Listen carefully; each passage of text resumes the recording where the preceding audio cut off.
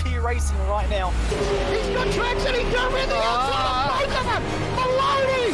Oh, he's taken Anderson! Anderson's up to Oh my God! Big crash! Oh my goodness, half the field's going to get rolled! Second very close. These guys are want to make their way through the field very quickly. Oh, there we go! Oh no! That's massive! This is it! This is over! I can't believe this! Oh my God! God, what?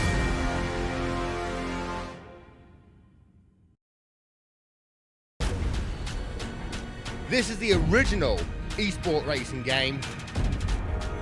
This is iRacing.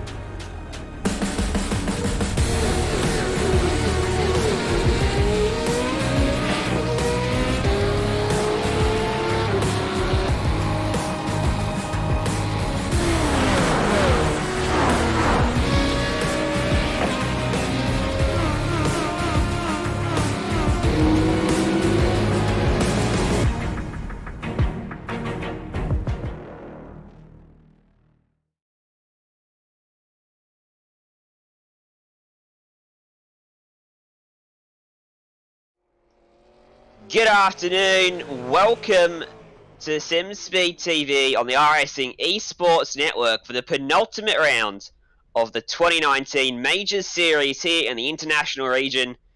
We're at Mount Panorama, Bathurst today for 81 laps, 500 kilometres of racing.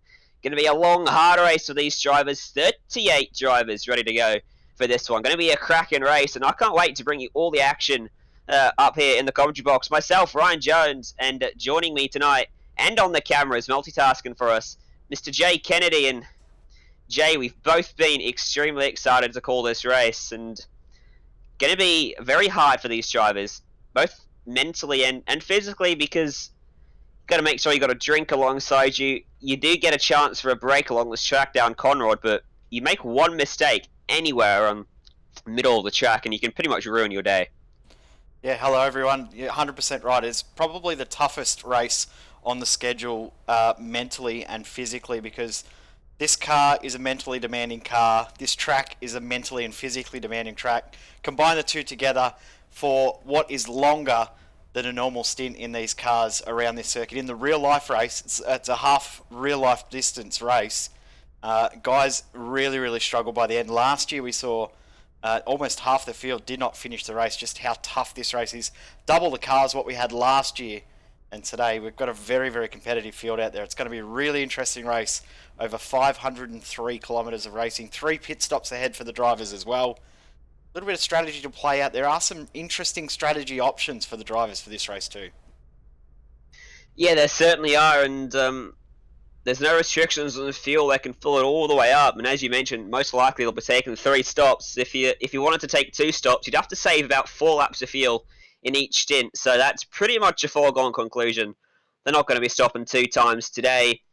We expect a lot of the drivers to be doing roughly 21 lap stints and maybe a short fill at the end, or maybe short fill earlier on and fill it up and go all the way to the end. It really depends on who you're racing and how the race is going for you. Do you want to get yourself out of traffic and into some clean air to get a gap? And these drivers will have to figure all that out while racing upwards of 290 kilometers an hour at some points on the track. Track temp today, 36 degrees, and a bit hot, but not the hottest track temps these drivers have had to encounter over an onslaught of Mount Panorama racing in these Australian touring cars over the last couple of weeks. So a lot of the drivers, we've got some new drivers to the Major Series, in fact, today, some of which have got a lot of experience. Guys like James Scott from ERT, Evolution Racing Team, Jenny McKnight and Michael Talientich.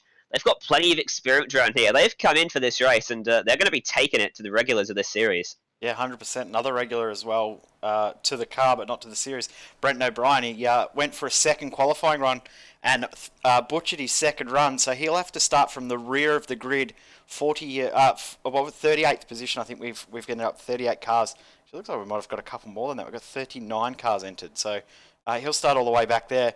That'll make it a really tough ask for him to come through the field, but he does enjoy passing, so that'll be interesting. But the likes, as you said, Taliantich, McKnight, James Scott, they'll be interesting to watch in this series. And of course, Cameron Dance and Simon Mazzomo as well at the front of the field. Now, we did have championship standings made up, but unfortunately I forgot to put them on this in ready for the broadcast, so we haven't got them to show on screen. But Cameron Dance can seal the championship tonight, but the team's championship could get really heated tonight with the two championship contenders, that being Kinetic Swift and also Illusion, both expecting this to close up quite a lot tonight. Yeah, exactly. I've been in conversation with the team boss over at Illusion Motorsports, and they're quietly confident about this race and excited to see how much they can close it up, because I know a few rounds ago the gap was as big as 2,500 points. And right now, before this round, it started at about 900 points. So they've brought that down drastically, and Illusion are a team that'll be expecting to have a good showing today from all their drivers. And a good showing is exactly what they're going to need to bring that championship gap down ahead of the final round at Interlagos in a few weeks' time. On screen here is James Scott. He will be the pole sitter for tonight's race. He's very, very dominant in this car over the past few weeks. He's found a lot of form recently. We've seen an AOSC Monday Night V8 official series as well, and in V8 Scops late in the Enduros as well. He had some great consistency, so it's going to be great to watch James Scott and see how he does in this field. Very, very long race, so it's going to be a big key for this one. A lot longer in these cars than what a lot of drivers have done before, so that will be an interesting factor. The guys that we're used to seeing in these cars may not have driven these cars for this many laps in one stint. Yeah, exactly. No matter how much experience you've got around this racetrack, most of that experience, certainly in this particular car, comes from endurance racing with another driver, such as the Bathurst 1000 itself. The race this event is modelled upon, of course. And these drivers won't be doing 81 laps straight in a Bathurst 1000 normally. I know a couple of drivers got very close, but 81 laps is a long way. Yeah, usually their cut-off is around about 60-odd laps. In a normal race, 65-odd laps. So it's going to be interesting to see how they go. We know at the end of last time out, drivers were very, very fatigued by the end. So making sure that you don't push yourself too hard at the start of the race, I think, will be the key to a lot of drivers. Just making sure you get in a rhythm, stay nice and consistent, smooth, and maintain your patience. Don't push too hard and be too aggressive too early. I think those will be the keys to this race, as a few drivers get out there just to get a little bit of a sightening on this lap and on this track. Desmond Harburger on a lap at the moment. Great to see Desmond back out on track. He's been in and out of the series over the past few weeks. Good to see him back out there. And a few other drivers it's good to see back. Riley Curtis, who wasn't there last round, he's back again. Great to see a lot of the MFR guys back for this round as well. I must say the MFR liveries look absolutely stunning with that metallic purple with the eyes in the headlights as well. They look stunning. They do. That's the second new livery we've seen in 2 weeks from MFR. Of course, they ran that throwback livery last time out at the Milwaukee Mile, and now this one as well. Their paint man's doing a fantastic job for them. And just on this racetrack, something that's going to be absolutely crucial is keeping out of trouble, and it's not often your own incident that you get involved in. One of the biggest characteristics of this track is the street circuit vibe, from basically turn 2 all the way back, up and around and down to Forest Elbow. If there's a crash in front, it's so easy for the track to become blocked, as it so famously has become in the past in real life and in many an iRacing event. So you've got to have your wits about you. Look out, watch out, listen for your spot. I'm telling you, if there's a car stopped ahead, look for those yellow flags and be very cautious about it. I think that's a big key to having a few teammates out there on track as well, is to understanding that and making sure you're aware. And talking about incidents that we've had, this driver on screen, Jason Martin, has got a carryover penalty from the end of the last round at the Milwaukee Mile. So he has a 10 grid spot penalty carried over from the last event. So his qualifying position will be 10 spots lower than his actual qualifying time. So it's a little bit painful for Martin. He's still trying to fight for a top 5 in the championship. It'll make it a little bit harder in a car that he is not very familiar with at all. I don't ever remember seeing Jason Martin drive this car on a road course. I've seen him drive it many a time on an oval, but never on a road course. Yeah, Jason, of course, one of the top 2 drivers in Australian oval racing right now, and so versed and and well driven and in the oval scene, but as you mentioned, we don't really see him ever on a road course race. I was pleasantly surprised to see him in here today because, you know, I've never seen him anywhere other than on an oval, and I'm very excited to see how he goes, see how his racecraft is on the road courses, and see what sort of speed he's got. Well, he does often undersell himself on the road side of things, so I mean he's probably going to struggle a little bit more in this car. But I've seen in the GT races we've had in this series this season, he has actually been quite competitive as a few drivers come in and practice their pit entries. This is where you can make up 2, 3, 4 seconds quite easily. How aggressive and how cautious you are into the pit lane can save you or gain you so much time. So it's a section of the circuit around here that you just don't practice anywhere near enough as you should. And the drivers that have practiced it are going to have a big advantage come the end of the race. I must say another good looking livery is the FSR livery for Scott Stevens. That is a very, very nice looking colour on the Fusion Sim Racing car. It is another purple car out there, so these guys doing their best to confuse us up in the common box. But on that pit entry, if we can get a shot of a car again going through it, you'll notice there's a left and a right kink, and then another back to the left as they go into it, and it's very tricky. And we've seen a number of times cars simply overshoot the corner and don't get it turned in, end up skating straight across the track. And you can see there, it's pretty much like a chicane coming into pit road. You've got a gravel trap right in front of you where there's no grip if you run wide, and it's very easily, if you're pushing your field to the absolute last lap and you miss that pit entry, you have just thrown yourself out of contention for the race, and that could be one of the biggest talking points. And there's a guy taking advantage of it right now. That's James Scott, and he's got that pretty much sorted, and these drivers getting some well-needed practice going up into pit lane. Yeah, a lot of drivers actually will run that aggressive. I see the MFR car there. I believe that is... No, I can't remember who that is. Daryl Hockey it was. Actually straight line the right-hand section, sorry, the left-hand section of those turns. The right-hand section, I was right the first time. And that will actually straight line the corner so that they gain a little bit more speed. You don't have to step on the brake or slow down as much. And that can be the difference between half a second. So if you want to close up half a second behind another car, that small section of track right there, or non-track, can be the difference between you getting out ahead of someone or being stuck behind them after the pit stop. That one tiny bit there of track or non-track is huge in this circuit. Certainly is, and on a 6-kilometer racetrack, that's insane. But it's so hard to pass here as well. That's a decent crash for someone up there. Tony Hawk action. Mountain, and, yeah, indeed. But so hard to pass on this track. You've got a couple of passing opportunities. You've got turn 1 and turn 2, and the chase. They're your best spots to overtake.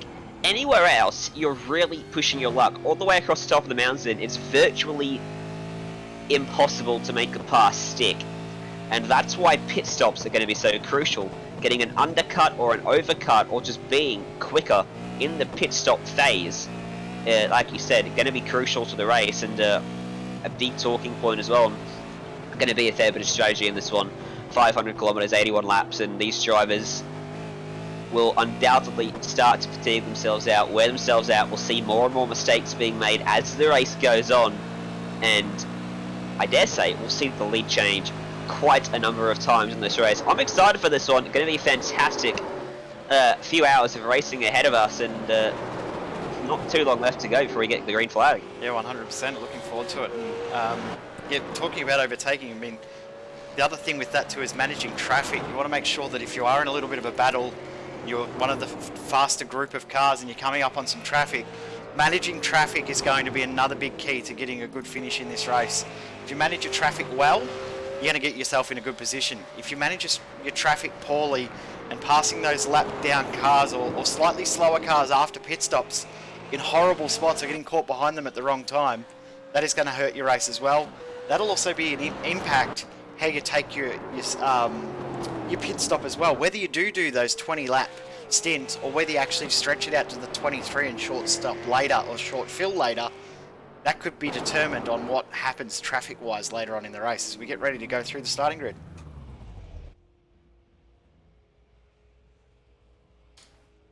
We just wait for the start grid to pop up on screen as practice comes to an end. And they line up on the grid, and off pole position will be James Scott. and Dominic Ferraris on the front row alongside him. Cameron Dance, SimSpeed Esports and Geodesic Racing's Blake Neck on row 2. Dave Trevathan and Jemmy McKnight on row 3. Chris Purnell and Matthew Cluett 7th and 8th. Yeah, then we go back to row 5 with Martin Turner and Daniel Stevens, Simon Mazzomo and Scott Stevens, both spelt differently, definitely no relation. On row 6, Daryl Hockey and Dave Douglas. On row 7, Dane Burns and Riley Curtis on row number 8. Danny Vassell and Victor Fellaby, Stephen Williams and Wayne Taylor, Adam McLeod, Martin Hallinan from 22nd, Grant Patullo and Dean Mole on the row 12 of this one. And we'll just have the rest of the names up on screen because we are ready to get the green flag.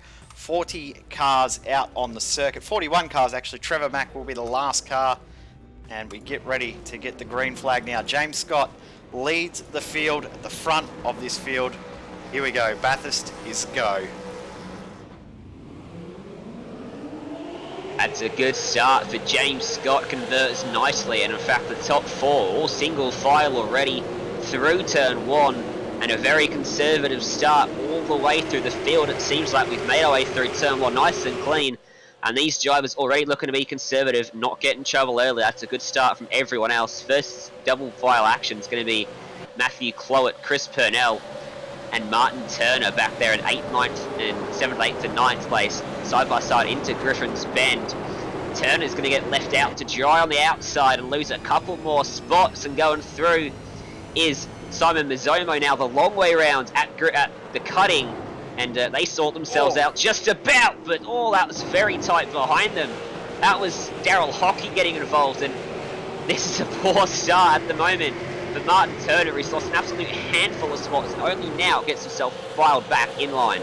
Yeah, Turner, that was a horrible start for him. He's lost 3 spots already. McKnight and Trevathan have already changed positions at the front of the field, but James Scott, Dominic Ferraris is doing a good job. He doesn't drive these cars a huge amount. Good job in 2nd position. Cameron Dance, as we said, can seal the championship tonight if it all falls his way before we get to Interlagos in the Williams F1 car next round. So he'll be hoping to do that, but Blake Neck tucked in right under his rear wing. We're looking to take advantage. We have made it through cleanly. Every car is still running right now. Except for Taliancic, he's got damage. Yeah, damage to Taliancic's car. That's the driver that I thought was going to do quite well today. He'll want to come and get that repaired. And there has been a crash that we've missed. Let's get a look at it, replay up on screen from Motor Simulation. What's going on here? Heading on to the cutting. Taliancic there in the bright green and black car. Bit of contact before the cutting, it looks like. And then rotated by Brenton O'Brien through the corner. O'Brien looks like he spins as well. Taliancic was facing backwards. And that's all a bit messy and unfortunate for those drivers. We've got another incident right now. We're going to come back to another replay. It's, Martin Turner has had an issue into the chase, and I think he's just overcooked it. He's actually blown it up coming into the chase. He's dropped it back too many gears. Oh, that was close. How did he miss everyone? He just about hit the back of Scott Stevens. So Turner into the pits. He'll get his spare car and get going again, but that is not the way you want to start this race, needing a spare car on lap 1. Yeah, we saw him getting swallowed up by a lot of cars at the start of that race, from bad to worse. Absolutely horrible for Turner there. And luckily for him, he's got that spare car he can jump into. But at the moment, a small breakaway from 2nd place. Dominic Ferraris back to Cameron Dance, who's got Blake Neck still tucked up right in behind him in 4th place in the geodesic car. That's quite a good livery, but he says to myself. I'm quite fond of that one. Yeah, the geodesic liveries always look quite nice. They always do put on a very, very good look to the geodesic racing cars. Always look very, very smart. As just seeing another issue back in the field. We'll try and get a replay in just a second, but the track looks like it is blocked again at the cutting. And what has happened this time? There's another incident at the cutting, and look at, there's 3 kinetic cars involved there. Dean Mole facing the wrong way. Yeah, kinetic cars, the championship leaders. We talk about the championship team battle. This is bad for them. This is very bad for them. John King, Jake Fox, they're all back there. Here's the replay. Into the cutting. What's going on here? And into the back of Hallinan. One of the hangar van in front of him, and around they all went. All that got involved in that rather awkwardly. And that cutting, bit of a trouble zone early on here today. It often so is. in every other race we go to as well. It's just such a tight corner that kink can be sort of deceptive, and then just awkwardly gets into the back of him, almost a bit much slower than he thought he was going to be. And unfortunately, such a tight part of the racetrack, no one could really get around him. Yep, exactly right. We're going to come back live because it is on between Blake Neck and Cameron Dance, and Blake Neck is through. Jamie McKnight is also going to go through. Dance won't fight this too hard because he's thinking long term. He's thinking championship because he wants to seal this fight tonight. He's not stressed about these guys that are here for the one race night. He'll just want to try and be competitive with them and hang with them at the front. If you can do that, it'll get a good result. But yeah, have a look at that. Cloet through up the inside, and Chris Purnell drops in behind. He's back to 8th position. Good move there from Matthew Cloet, nice and decisive up the inside at turn 1. And his teammate Daniel Stevens just in behind Purnell as well now, so he's in a bit of an MFR sandwich. All he's seen is purple all around him right now as drivers start to find their rhythm in this race and get settled in, because now's when you've got past that opening lap or two skirmish where everything's a bit crazy and hectic, and now it's time to start focusing on the long run and get your car through this race and be there at the end, as they're all single file now down this field. Yep, finally got the field sorted. Looks like James Scott also starting to break away a tiny little bit. Now at the front of the field, he's got 2.2 seconds over Dominic Ferraris in the FT1 car. In the background there, Blake Neck starting to close in on Ferraris. He's 2 seconds back. McKnight starting to break away from Dance a little bit. These top 5 have absolutely broken away from everyone else. And Chris Purnell, Matthew Cloet, Daniel Stevens and Scott Stevens, that's the next little fight right now. And Scott Stevens looks very, very quick as well. He does, and Dave Sherwithan's just in front of this little battle pack. And Dave's not someone I've seen in any of the majors races I've called, and I don't think he's a particular regular to the series either, so he's up there playing spoiler to the guys in front of him. Pretty much everyone involved behind him is a regular in this series. Yeah, it's great to see some of these guys from teams that we know here on SimSpeed TV getting a bit of exposure into the major series and seeing what it's all about. And fingers crossed they can stick around for the next round if they enjoy the way that it all is run in the background and how fun the racing is. Hopefully we'll see them stick around for the 2020 season as well, with the 2020 season schedule announced next month. Hopefully a few drivers will be pretty impressed with that. Fingers crossed it'll be a really, really good one. I'm looking forward to seeing what's in there. Yeah, me too. I'm really hoping we get some great races in there and can have another cracking season of racing. We have every season so far, so no doubt we'll have another good season.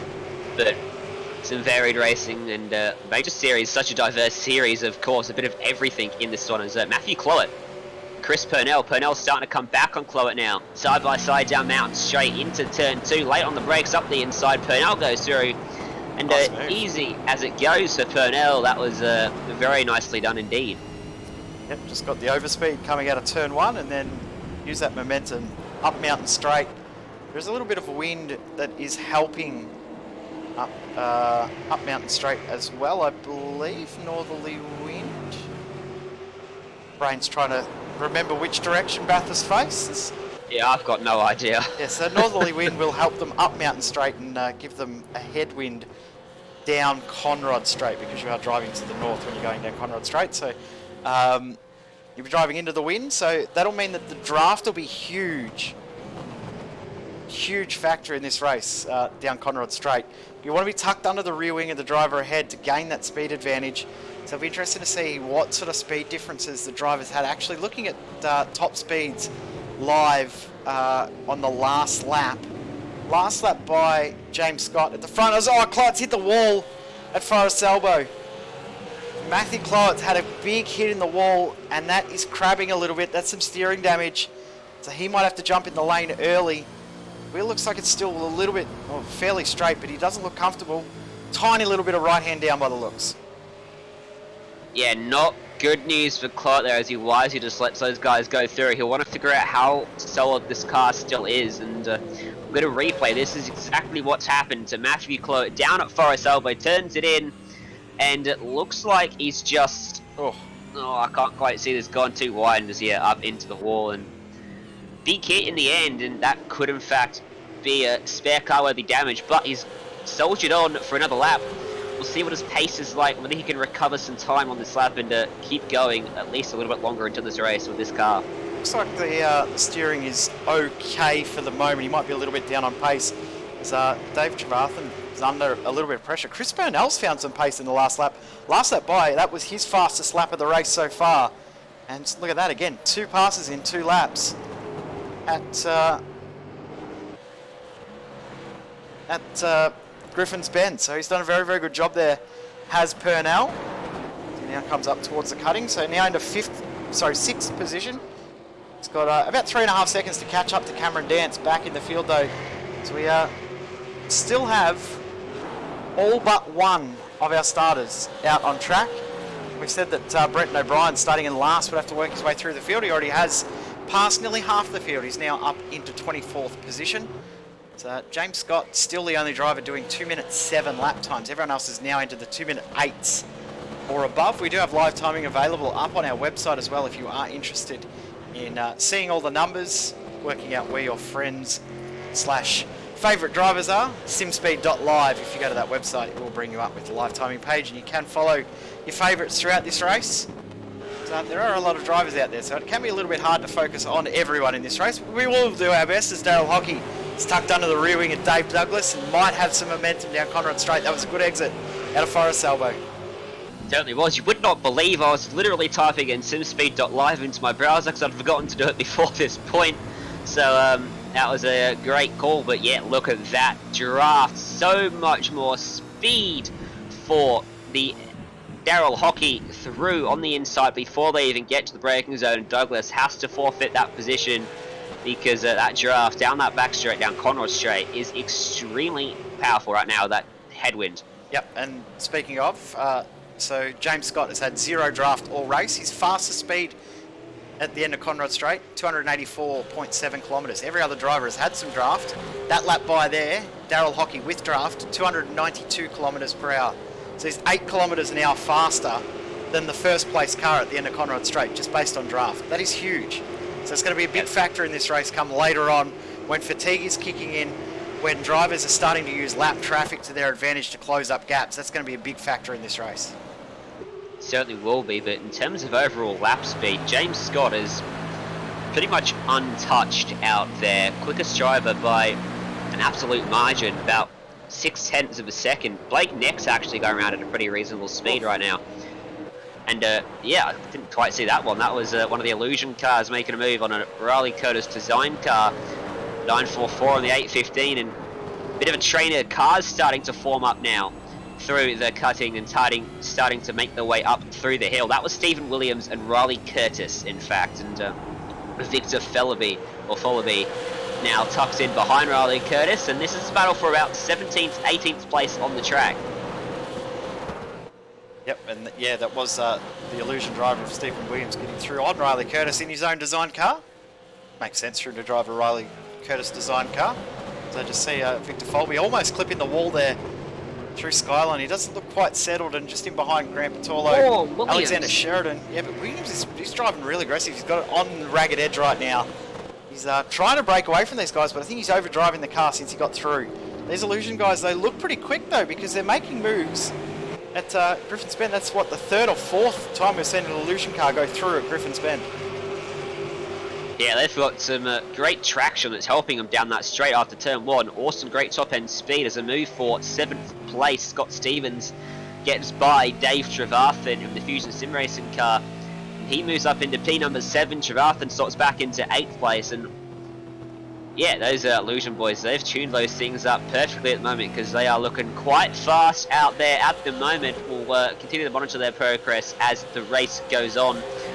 We're on lap 7 of this lap 81 lap affair, and most of these drivers still bunched up. The field doesn't spread out an overly huge amount, with the exception of that big lead that James Scott is building a 207.4 last time by. He continues to be the only man to lap in the 207s around this track, about a 5-second lead that he holds. So it's pretty comfortable for James Scott right now. He's got a laps car in behind him. That's Martin Hallinan, who has already fallen a lap down. One of 3 cars to do so. Nadine Molt and Ryan Cartier McCarthy have also encountered trouble early on to fall back a lap. Yeah, I saw Ducati McCarthy's. Speaking of a mistake there, Scott Stevens just made a mistake. And Trevathan nearly got through, and now he's under pressure from Daniel Stevens behind. We're going to cut back a little bit because Dave Douglas and Daryl Hockey are getting close as well. So there's heaps of little battles going on in this field right there. It's into the wall. Was that Dave Douglas clipping the wall there? It was. He did. I think he's got away with that. He's hit the wall incredibly square on, and the car's just bounced up into the air on the right side, two-wheeled it in a straight line and carried on in his way. I can't see any damage to that car. I'm going to replay of it. This was, So it's just past Metal Grape, so it's a run past, or a run up to McPhillamy Park. So here, just clips that curb, it does throw you wide, and there it is, up on two wheels, and he's done a great job to get, well, a lucky job to get away with that. He hit that very late. Yeah, and he's going to actually get a move done here on Daryl Hockey just with that momentum down the straight. Wow. Role reversal that time around. Last time was Hockey, now it's Douglas, and yeah, he hit that very late, just sort of maybe a bit of thought he had more room than he had up there, because it seemed like he was pretty much gearing up for the next corner, just sort of drifted into that, but yeah, very lucky to go away with that. Looks like the car is virtually untouched as he does make that move stick on Daryl Hockey. Further up, Daniel Stevens, Dave Trevathan. That name's going to trip me up all race long. I do apologise. They're going to change positions again, maybe, but look at that, hanging tough around the outside. Dave Trevathan is going to hold on as Stevens is now going to look to try and go the long way around turn 2, because Simon Mazzovo is going to want to get his nose involved too. But look at the draft he's got. No. Don't do it. Glad we both said that at the same time there, because... Oh no! Contact! And he just manages to keep it off the wall, does Daniel Stevens.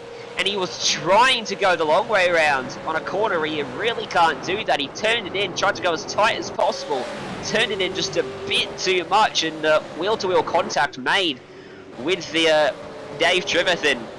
Here's the replay of it. And as you can see, he turns in very early. It just wasn't quite enough room. Very fortunate to not get into the wall.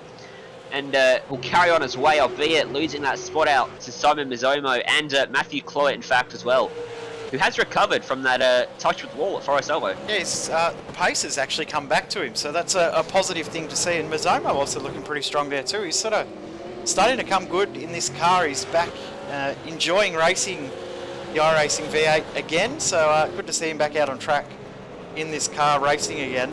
But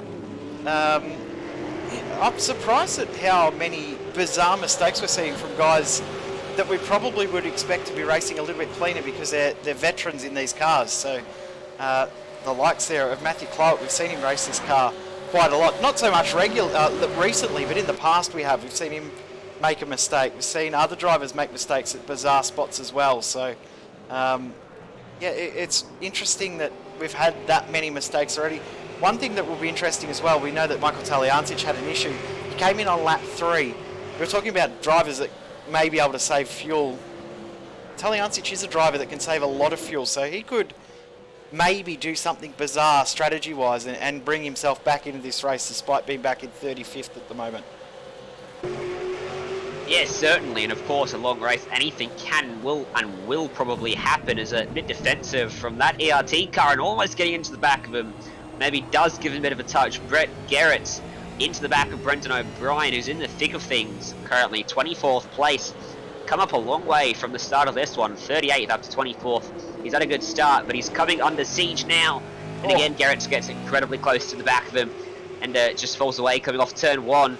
And big train of cars in front of these guys, in fact.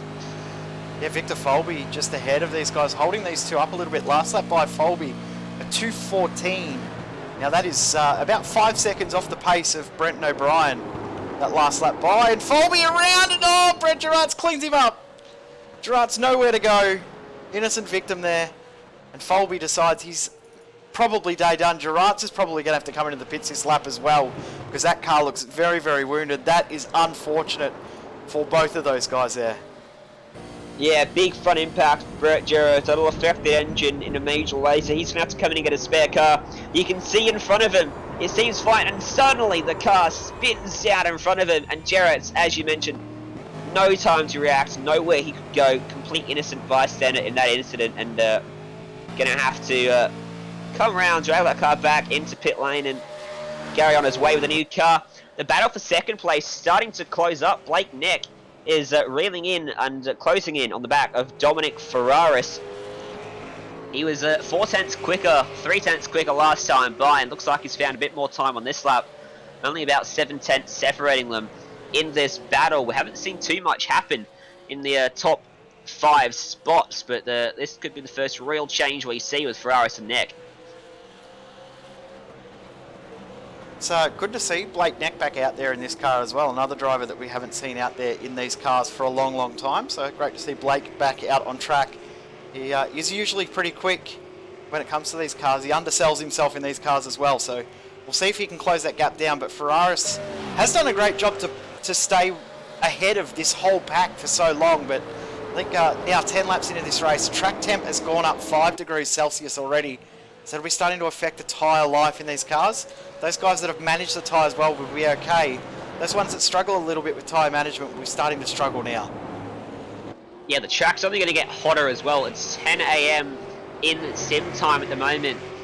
As I just watched a battle for 20th place side by side down Mountain Straight, Riley Curtis and Grant Sulo got Alexander Sheridan in behind them as well. And Shane Bowen is involved in this one too, and look at that, late on the brakes, he went around the outside of him. Good job, that was a stunning job on the brakes from Patullo. I did not even expect that to be an opportunity for him, and that was fantastic driving, and Curtis recognised that corner was gone, tucks it behind him, and great piece of driving for 20th place in this one. Have a look at the amount of gap that Brenton O'Brien's gained too on this lap. He's already closed in underneath the rear wing, although O'Brien absolutely butchered that section under the Fujitsu Bridge through Reed Park up to Metal Grate up towards McPhillamy Park. We're going to cut away from that little battle for a moment though, because there is a battle a little bit further up the field that is getting quite heated. That's this battle here for the top 15 spots, 14th through to 17th position. But Danny Vassell, car around, yeah, Daryl Hockey. Daryl Hockey, yeah. And Hockey was in that battle pack ahead too, so he's going to find it tough to get around. He's got damage that car. He was trying to loop it around, and he's decided that he can't loop it around, so he's decided he needs to use his toe back to the pits. He'll jump in the spare car and go again, but that's unfortunate for Hockey. And I think he's going to do a Chaz Mostert here, is he? Almost. Very similar. Almost. Oh, big hit for that car. Hit the wall the same way Mostert did at the end of his crash, and yeah, very tough spot to get that car turned around the right way with the blind corner in front of him. And yeah, he has hit the wall. Yeah. A la Chaz Mostert, and doesn't quite get the airtime that Mostert did. And yeah, you can see that blind corner. You can't see what's coming. It'd be too dangerous to turn that car back around. Wise decision to tow back to pit lane, and unfortunate for Daryl Hockey. He was having a pretty good race up there in the top 10. Speaking of the top 10, what about the top 3 spots in this race? Ferraris and Neck, they've closed up even more since the last time we touched on these guys, and I'd say we're going to have a fantastic slipstream down the Conrod Straight for Blake Neck if he can get the run across the top of the mountain and back down it, if he can get that run sorted. I think he's going to be able to get there. I think if he's just smart enough to tuck in behind, which I think he will be, you'll just sort of hang back here. Just show the nose coming into Forest Elbows, although he's absolutely ruined the S's there. He could even have a slowdown. He's got that a little bit wrong, and so's Ferraris though, so any advantage that Ferraris had is all gone. Show the nose here, but just don't make the move. Get the momentum going down the straight, and you'll get the move done into the chase easy. And he's done that well. He's got off the corner well. Although Ferraris has done a pretty good job, the draft advantage is going to be too much though. Already matched for speed, and now Blake Neck starts to close in. You've still got half a kilometre of straight to go. He's now, what's that, 9-10 kilometres an hour faster as they turn into the King. 282 versus 289. It's at 7 kilometres an hour. Nine's a little bit more than I meant. 7. Quick math wasn't quite working for me. Neck made a little bit of a mistake through Forest Elbow, which should have hurt the run from him. He locked up and ran a bit wider than he would have been expecting. Would have delayed him getting on the power, and that's probably why we saw Ferraris able to hold him off that time by. But it certainly looks that Neck has the outright pace advantage over Ferraris, because you can see he's already closed back up behind him. As in the meantime, Daryl Hockey's found his way back out onto the track in a brand new car and gone a lap down, but not out of the race, not the way this race is going. We've seen so many mistakes already. It makes me a little bit worried, Jake. What are we going to see at the end of the race when these drivers start to get worn out? It's truly about attrition. This race is a really tough race. It seems simple, and a lot of Aussie and New Zealand drivers race this race because I think 500k's at Bathurst, you know, it's half a 1,000. You're doing it by yourself, it's easy. But yeah, it probably is easy and muscle memory for the first 2 hours, but that final hour is where the real toughness comes in, and that's where the real mental game will start to play out. And those drivers that keep themselves hydrated throughout the race, don't push themselves too hard to drain them energy-wise and mentally drain them, those are the ones that will come out on top. Those drivers that are pushed too hard too early and will be mentally and physically fatigued, those will be the drivers that are in trouble come the end of the race. But for now, it's more about just lapping consistently, making sure you maintain your balance, understand how the car is changing throughout the stint, understand that the track is definitely changing because now we're up to 42 degrees. That's 7 degrees from green flag that we've gone up now. So making sure you can make those adjustments throughout the race as well will also be a big key into drivers making it home. But James Scott is now out to a 10-second advantage after only 12 laps of racing. That is some incredible pace that he's got. Blake Neck not quite close enough to get it done this time. Yeah, no, not quite, and looks like Ferraris got a pretty good car when it goes down the mountain. That race seems to pull out a bit of a gap, and Blake Neck isn't able to be close enough in that draft. But heading up and across and around this flat section of the track, Blake Neck does appear to have the car as he just got a little bit squirrely on the brakes there, pitched the rears bit. And good job for him not to find the fence, and he'll carry on his way. But at the moment, Ferraris doing a great job to hold on to second place as that battle continues on. And a few battles starting that were sizzling are starting to settle themselves out throughout this field. And Dave Douglas in 12th place is raging up onto the back of Daniel Stevens and Matthew Clowett. He's currently about, a second and a half behind them. He was about 3 or 4 seconds back at one point. He was in that battle with Danny Vassell and Blaine Burns at one point, and they're all the way back. Yeah, he's done some good laps over the last little bit. Last lap by was a little bit slow, so just see Alexander Sheridan give up a spot to Brenton O'Brien. So O'Brien and Curtis will continue on in their pursuit up the field. Currently the biggest movers in the field, Brenton O'Brien is up 18 positions. Desmond Harberger just behind in the 17 car is up 17 positions. And John Sorensen just behind in the 64 car. He is up 12 positions. Also Trevor Mack, who started from the pit lane, is up 12 positions as well. So they are big movers in the positive direction. As Matthew Clowett just loses another spot there to Daniel Stevens. Clowett doesn't look as comfortable again now. So maybe there is a tyre rubbing. That front right tyre is getting a little bit of extra heat in because he's on the brakes really early. It looks like he's very, very cautious coming down the mountain on this lap. Look, another mistake. Yeah, looking tough for Clowett there, and my internet dropped out halfway through my last sentence. I have no idea when I stopped talking for you guys. That's but yeah, my internet's a bit dodgy, just a bit.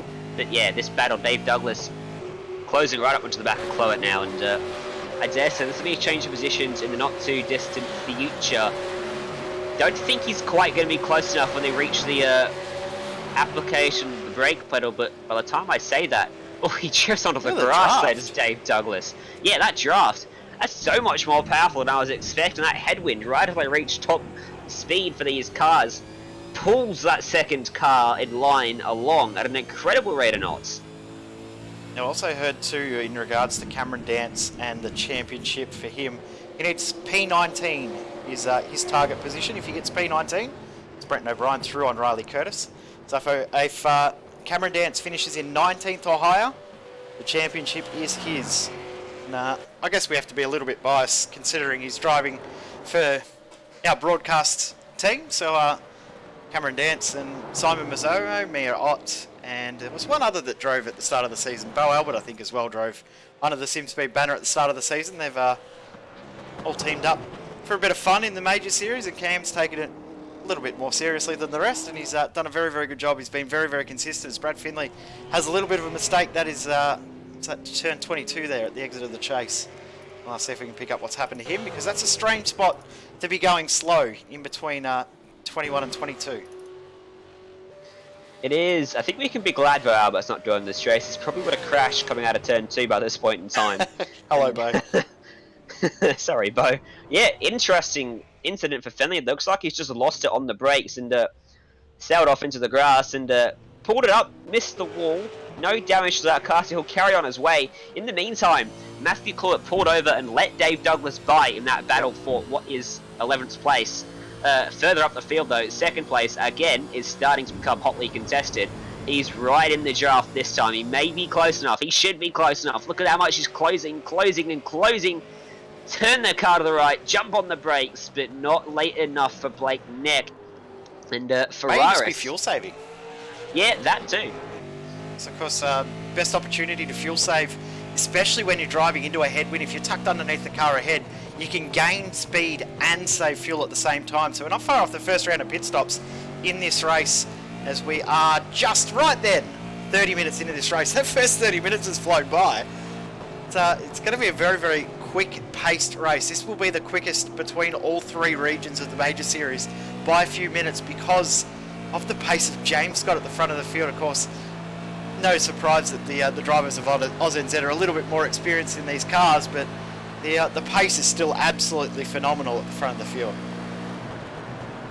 Yeah, for Scott's doing a fantastic job out there and incredibly consistent as well. And this battle for 2nd place will be helping him in that quest to build a fantastic race lead, because it appears that the fastest car of the top of this battle is tucked in behind Ferraris, unable to make a move. But as you mentioned, quite possibly it's fuel saving at the same time as well, because it always helps a bit of fuel in hand. The more you can save, the less you'll have to take on that final pit stop as well, don't forget. Yep, exactly right. It's all about the length of time in the pits, and of course Blake Neck might not have that straight line speed. He might have the car set up a little bit more to be quicker across the top. You just see a few marks heading off into the dirt there, which you see many times at McPhillamy Park, running a little bit wide. Very, very easy to run wide.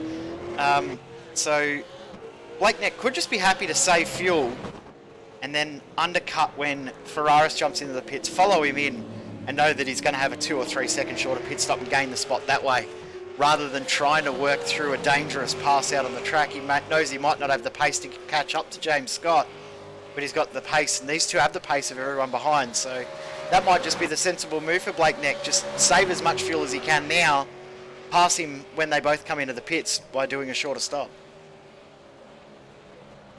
Saying that, he looked to make the move there for a second.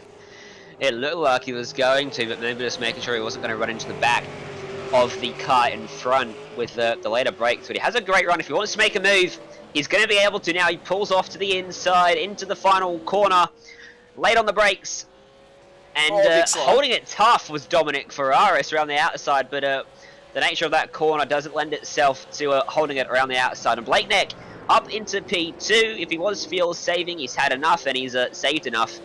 Through he goes, and we'll see whether he's got any pace for James Scott, because that's a sizable lead that if Blake Neck doesn't make any inroads to, is just going to allow Scott to walk away with this one with relative ease. Seen Shane Bowen getting a spot here, and you can see it there. And in the background, Harburger just holds on. A good job from Alexander Sheridan avoiding contact. What I was saying there, Shane Bowen threw on Riley Curtis under brakes into the chase, and Harburger was trying to make a move there too, but he did a good job to hold on. He did. That was a little bit awkward there for the black and white car. We'll get the replay up on screen for you. Now this is on board. You can see the closing speed. He goes late on the brakes. Too late, struggling to pull it up, locks the rears in the process, and does a good job to keep it on the track. Sheridan did a good job to avoid him, but that's the issue with the chase. You're bringing the car to about 100 kilometers an hour from 290 plus kilometers an hour sometimes with a good draft, and it's a very hard braking zone, very easy to pinch those rears, and maybe I would suggest moving that brake bars forward a couple of clicks for him. Yeah, you'd be looking to tweak that. Probably be asking someone in the team which way do we adjust that to make it all work. I know that was always me. Always got confused on which way. I'm amazed at the amount these guys are bouncing it off the curb at the inside of McPhillamy Park. That's normally a no-go zone. You see all these fast guys here on the iRacing service in these cars. That is a big no-go zone. As I've just seen, Dave Douglas has lost 2 spots at one of the most bizarre spots you lose spots. At the Dipper. So he's lost 2 spots. One to Matthew Clowett, and actually a lap car there. And he's got huge damage too. Look at the way that car's behaving down Conrad Straight. He's got huge damage.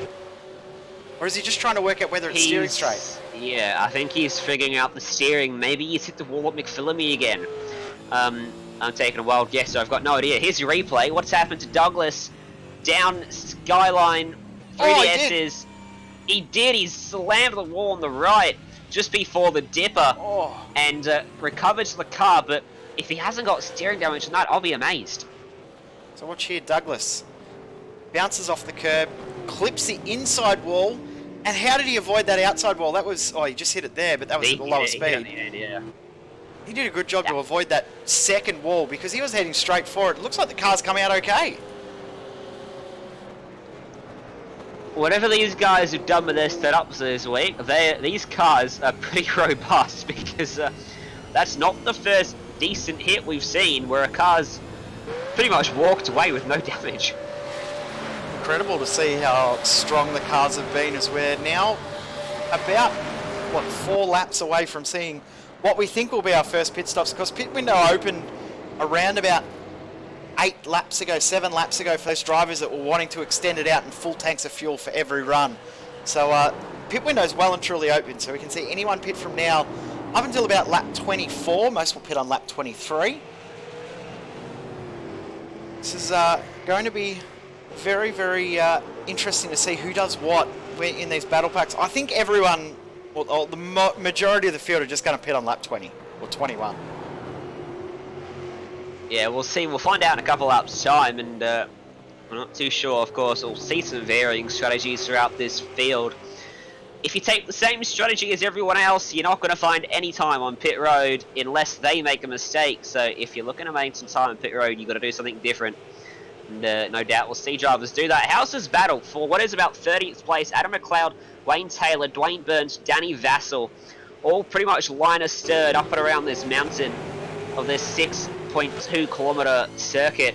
And Danny Vassell has got 3 guys all hunting for his draft down Conrad Straight. And he's trying to shake it. He's driven to the right hand side of the track, brings it back to the left now as he reach the turning point for the chase. And Dwayne Burns is getting ever closer in that mirror, but not close enough. He was incredibly late on the brakes, so that was a decent effort from Dwayne Burns, but not close enough to make a move. And this is a good little battle, and I dare say this one could boil over at some point as these drivers look to get out of this chain, which will be slowing them down, no doubt. Yep, they'll be wanting to break out into something else, and here we go. Matthew Clowett has decided, well, let's come in now and do 21 lap stints from here on in. You can actually see that damage on the right-hand side is a little bit more severe now than it was earlier. So I think he's had another whack on the wall on the right. So no surprise to see him in, because that damage was really starting to affect his pace. A couple of laps ago, he was doing 2:12. So definitely a dropped off pace-wise. So not a bad move. Adam McLeod's got some great pace at the back of this train here, and he's going to be saving big chunks of draft. So it'll be good for him to be learning behind some experienced guys in these cars here too. Wayne Taylor is no stranger to these cars. We see him in AOSC almost every week for MFR. So good to see him out there on track. Dane Burns, of course, regular to this series. He's raced in, I think, nearly every race we've had in this series in the international region. So good to see him out there. And Danny Vassell, of course, a very big regular to this series as well. Also races in AOSC Enduros. So a big mistake there for Burns, and now he's under pressure from Wayne Taylor, but this is just not the right spot to be tucked under the rear wing of someone who makes a mistake, because you can't get past. And the other thing that can't be understated is how hard it is to pick your turning points, your braking points, and figure out where everything is when you're tucked in behind another car, because the closer you get, the less you can see of the racetrack in front of you, and you're relying on feel and experience to figure out where everything is. You're relying on the car in front not to sail off on a completely wall-bound line, and because for the most part you end up following that car in front. We often see when a guy makes a mistake, the car behind does exactly the same thing, because you just can't see anything. So Vassal actually made a mistake into Forest Elbow. He actually pulled away after that mistake from Dane Burns, lost all that advantage. Oh, two was in the grass under brakes into the chase, and still pulled it up, did Danny Vassal. He's a very lucky man as Danny Vassal to escape that one, because an Australian touring car and the grass plus the brakes does not equal pulling a car up from 290 kilometers an hour. Great job from him, but this battle now, it seems like Wayne Taylor's definitely got the pace over Dwayne Burns. He showed the nose, he tucked back in, he's looking to make Dwayne Burns make a mistake. He knows Dwayne Burns is prone to make a mistake. He just made one last time by, and they'll reach that point again in a few corners' time.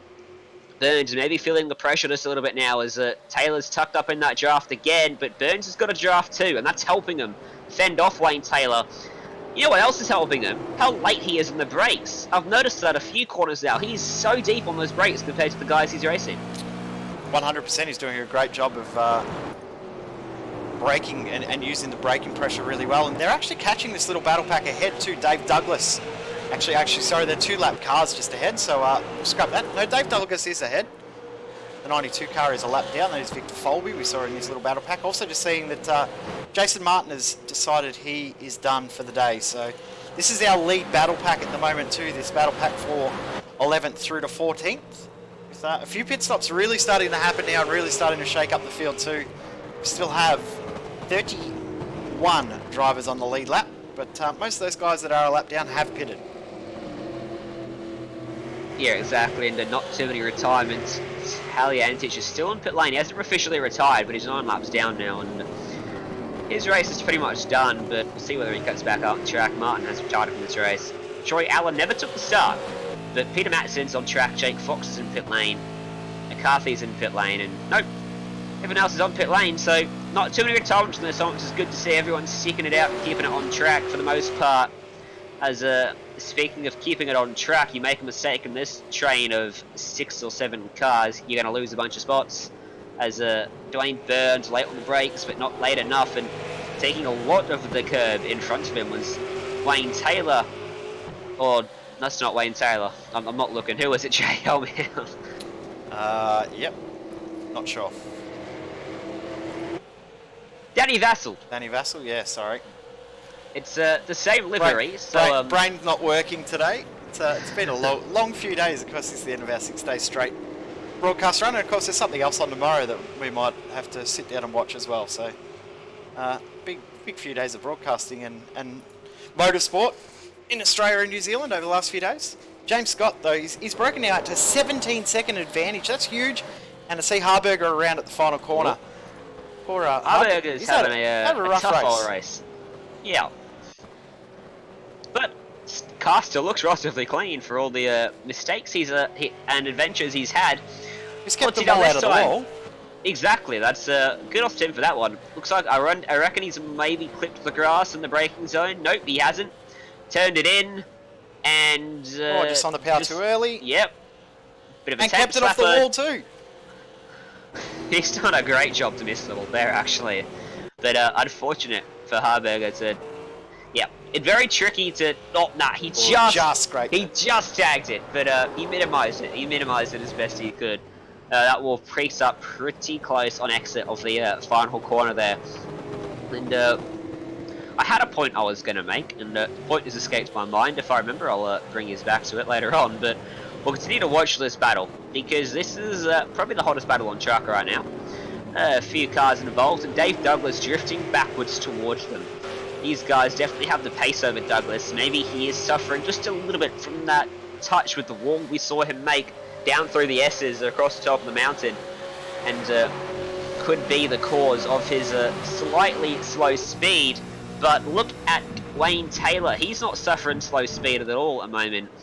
He had a ton of speed heading into the chase, but not enough to outmaneuver the late braking Dwayne Burns in the number 19 car.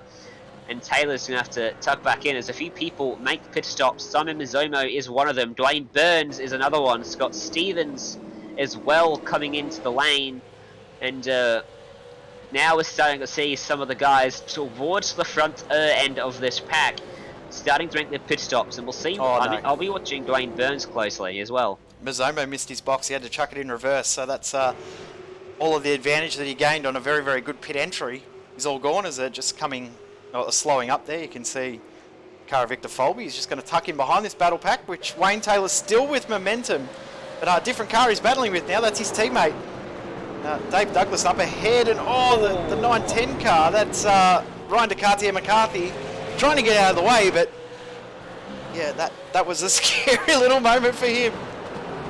That was a little bit awkward and tough spot for McCarthy there. It was right on the inside. He was off the racing line, but it quickly became the racing line. And unfortunately, as I was going to say, I'll be watching Dwayne Burns here to see where he comes out and when everyone else makes a pit stop, because he's dragged himself out of that battle of 4 or 5 cars, and he's going to have a clean air all around him now as well. So in theory, he should gain a ton of time on these guys if they are battling.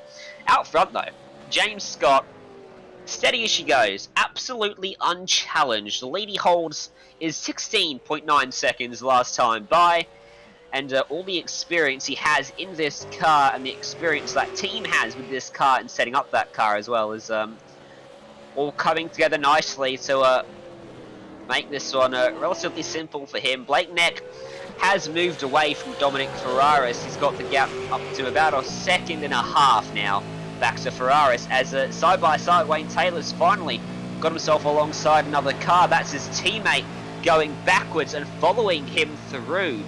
Following Wayne Taylor through on the outside as well is Grant Patullo. And maybe that wasn't Patullo. No, Patullo's actually around at Forest Elbow, so we're just getting a replay of that because he was not far behind this battle pack as Dave Trevathan into the pits for Stealth Simforce from 7th position. But here we go. So just under brakes, car gets unsteady. Too much rear brake there, and around he goes. And good avoidance there from, I think that was Shane Bowen. And yeah, that was Shane Bowen because that goes Riley Curtis just through, and that is now where Grant Patullo sits. That was lucky there as Vassal got passed by Wayne Taylor, as we saw just before we went to replay, and Adam McLeod stayed in the same position. Brent O'Brien starting to close in on these guys. Last lap by was 2 seconds quicker than those guys ahead, so they'll probably all come to the pits next lap or the lap after, and then from there we'll see them all probably all together.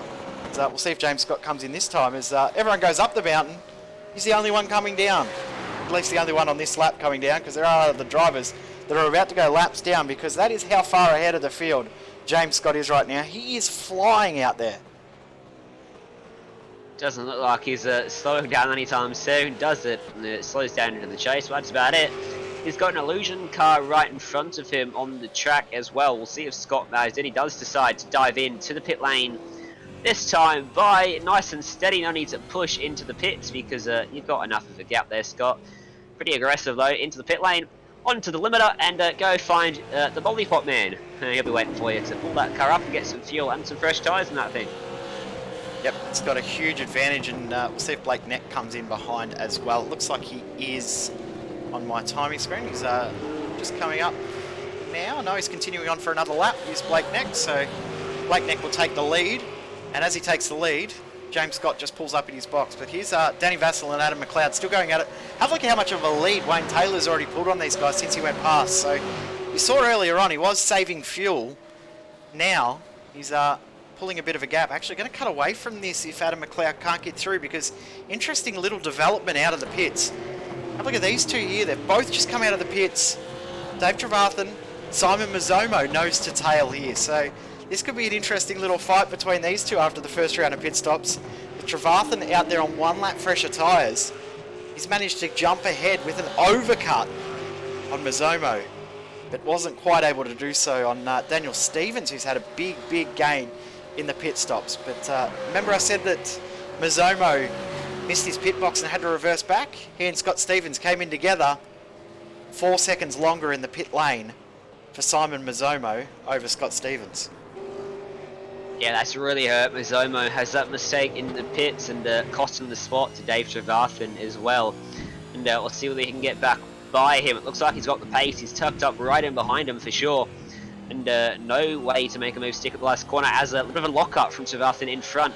This could allow Mizomo a bit of a run to get up the inside at turn 1, but I think he's just going to be about half a car length too far back to make the move stick. He's going to want to set himself up, get the drive off turn 1, nice and smooth, and get the draft down, all the way down Mountain Straight, over the rise that you see at the top of the shot there, and down the roller coaster towards turn 2. Cut back away from this little fight because this is now interesting. This is the battle between Adam McLeod and Danny Vassell that we've been watching. But have a look at that red and black car in the background. Yes, that is the effective race leader, James Scott, behind this little fight now. So this could cost him a little bit of time if he gets caught too much behind these battling cars. And this is the downfall to pitting in a spot where you bring yourself out in traffic. It can make your race very, very tough. And he's not going to be able to get through here as Ferraris comes in after 23 laps. Blake Neck's going to go another one. James Scott's going to get stuck here because these two guys are going too wide. James Scott's got nowhere to go but just slow up a little bit, and he could lose a little bit of ground here. He could, but he wouldn't be too worried about it, not with the lead he's got, and that's why he has been pushing, just in case things like this happen. And of course, no blue flags, because these guys haven't pitted. They are ahead of him on the racetrack. As that was a good move in front from Adam McLeod. And Danny Vassell couldn't get the crossover he looked for, but Vassell now dives down into pit lane, releases Scott ahead of one car, but Adam McLeod opts to carry on for at least one more lap. So Blake Neck now leads. He has not pitted yet. Cameron Dance second, has not pitted yet. Dave Douglas third, has not pitted yet. Then Adam McLeod in fourth, also has not pitted as of yet. And James Scott tucked in behind with fresh tyres. Get some great momentum out of turn 1, Hell Corner. Up the hill he goes. It's Dominic Ferraris, very, very long pit stop. I've got a feeling Ferraris has sped into the pit lane. Now away he goes. 44-second pit stop is the same as McKnight, 44 seconds. So these guys that have gone out a little bit longer are looking around about the 44-45-second pit stop. And so we're going to see about 46-47 for those guys at the front of the field. That's a really long stop, a really long amount of time to be stopped in the pit lane. A fairly lengthy pit lane too is the pit lane here at Mount Panorama. Yeah, it's a long old pit stop, that is. You're over looking at about a minute and a half, and the longer you stay stationary, you're stationary about 46 seconds. Up to 20 seconds on from traversing pit lane, and you got yourself a long old time into the pits. And this is a replay. Simon Mizomo tucked up in that draft. So much more speed than Dave Trevathan in front. And we'll see here a move to the inside, I dare say, and we do see Mizomo throw that car down to the inside at the chase and pulls it up nicely. And a nice clean move. Trevathan just sidestepped him there and let him go through. Recognising he's got the pace over him at the moment. Maybe not his fight in this one as across the top of the mountain. Wayne Taylor's come out ahead of these guys. Now, interesting, Taylor only did a 20-second pit stop. So I'm thinking Taylor is looking at just doing his really, really short stint now. So Taylor's trying to get himself out of that battle pack he was in before. He's done his short stop now instead of at the end of the race to get himself a little bit better track position and not caught behind those slower guys he was battling with before. Very, very smart move by Wayne Taylor. He's come out ahead of Dave Trevathan. That is actually a pretty good strategy that Taylor's employed there, and it could work in his favour. And anyone that tuned in last night and heard about Reese's drama with his Windows update, my computer's screaming at me to do my Windows update, so I'm praying that doesn't occur. Yeah, fingers crossed you don't have issues like Reese had on Wednesday night and Jake had on Friday night. We all had issues with all different sorts of things. Share that to Reese. I don't know if you'll be able to watch tonight, but if you are watching, hello Reese, and we'll hopefully have you back for the final round in a few weeks' time from Interlagos in the Formula 1 cars. Looking forward to that one. But Wayne Taylor is the big winner out of the first round of pit stops. Brett Gerardt's also up a decent amount of positions. He also short stopped as well because he pitted early to get that damage fixed, so he's up 12 positions at the moment. Everyone is in the lane, has made their first pit stop after 24 laps of racing.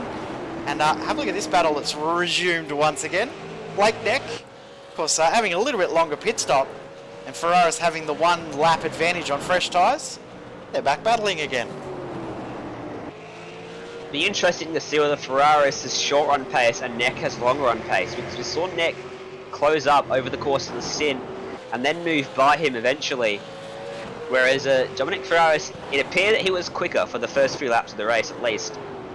So whether that was just getting comfortable with the race initially for Blake Neck, or whether it was simply a case of setup where Ferraris is launching off the cold tyres very well, we'll see whether that one transpires. But it looks like Blake Neck's just gapped him a little bit across the top of the mountain. There is a lapped car in front of Blake Neck at the moment. That is Randa Cartier McCarthy of Riley Curtis Designs, and he's overcooked it and into Forest Elbow right in front of second and third in this race, and he bounced back out, and extremely fortunate not to bounce out further than he did, because that could have taken out two of our contenders for the podium positions in this race. Here's the replay of what transpired down the mountain for the Cartier McCarthy, an already damaged car. It's not been a fantastic race for him, and you can see a bit of a spin up of the wheels, and then into Forest Elbow, just overcooked it, and straight he went, bounced back out, stomped on the brakes, and keeps going on his way. But a bit of a scary moment, I'm sure, for the two cars that was trailing him at the time. Just see Chris Purnell, he was about to make a move on Daniel Stevens, he just overcooked it a little bit, and now Mazzomo's going to come through, off in the grass. We've seen that sort of thing happen before in a real race a couple of years ago, and took out some of the effective leaders. So, it did. Mazzomo, Wayne Taylor's back into the pits. So what's happening here for Taylor? Has he realised that he hasn't filled the car up with fuel or something? Yeah, we were talking up his strategy game, but maybe it wasn't. We'll actually find out soon. Definitely pit. Did he actually pit? Yeah, he did before he pitted for 20 second stop. Yeah, lap 24. Maybe he didn't mean to take a little bit of fuel. Maybe he's picked up a penalty somewhere on track. Yep, who knows? Possibly. And, I don't know whether we'll really find out until later on in the race. Maybe someone can let us know if they're privy to the conversations happening over at MFR at the moment. And speaking of MFR, I'm just going to do a quick shout out to the MFR drivers who aren't here out on track tonight, who are watching us live from Mount Panorama. So hello boys, Jonathan and the crew. I know that a few of you are up there at the mountain enjoying some beverages and watching your teammates out on track. So hello from us here at SimSpeed TV. We wish we were there with you, but someone's got to broadcast the race, unfortunately. But we're having fun here doing it though. It would be fun to do a live broadcast of sim racing from Mount Panorama. Might not be too much commentary that makes much sense, but it would be fun as just see that Dominic Ferraris has made a little mistake. He's lost all of that momentum he had catching up to Blake Neck. So we'll cut back to another battle in the field. Daryl Hockey's in the pits, Martin Hallinen's in the pits. Those guys pitted very, very early to get damage fixed. As Chris Purnell is closing back in once again on Daniel Stevens.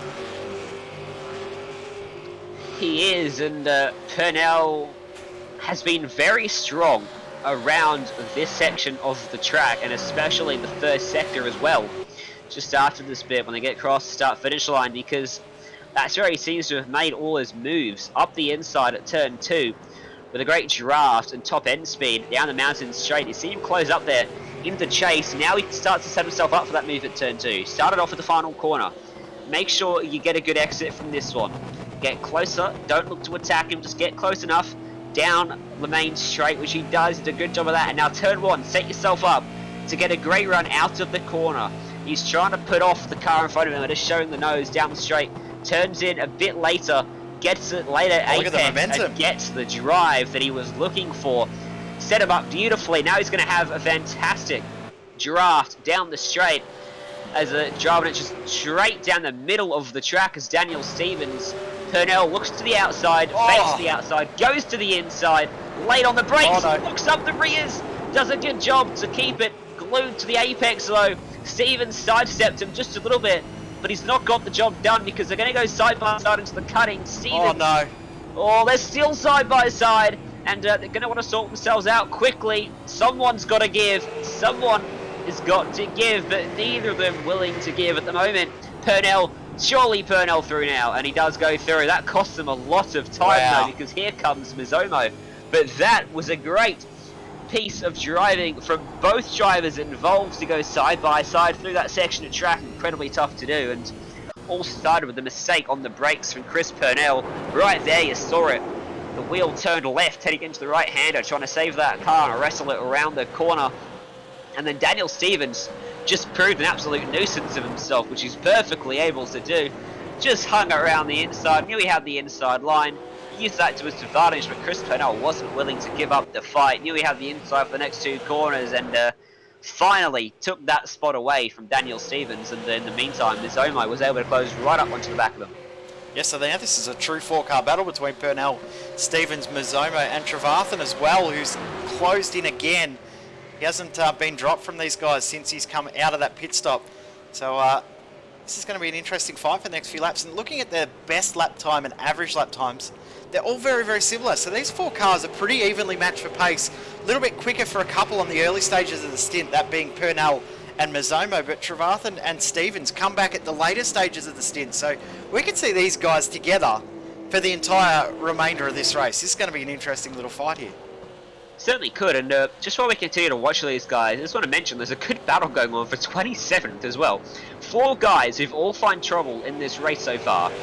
And Martin Turner, we saw the troubles he had at the start of the race. Trevor Mack, Brad Fenley, we saw him rotated around at one point in the race, and then Desmond Harberger, for all his issues, is hanging on in the top 30, right on the back of, I do believe, his teammate there in Brad Fenley. And this is a good little scrap. They've just sort of broken apart across the top of the mountain, but we'll go back to this battle at the front, because this is where it's at right now.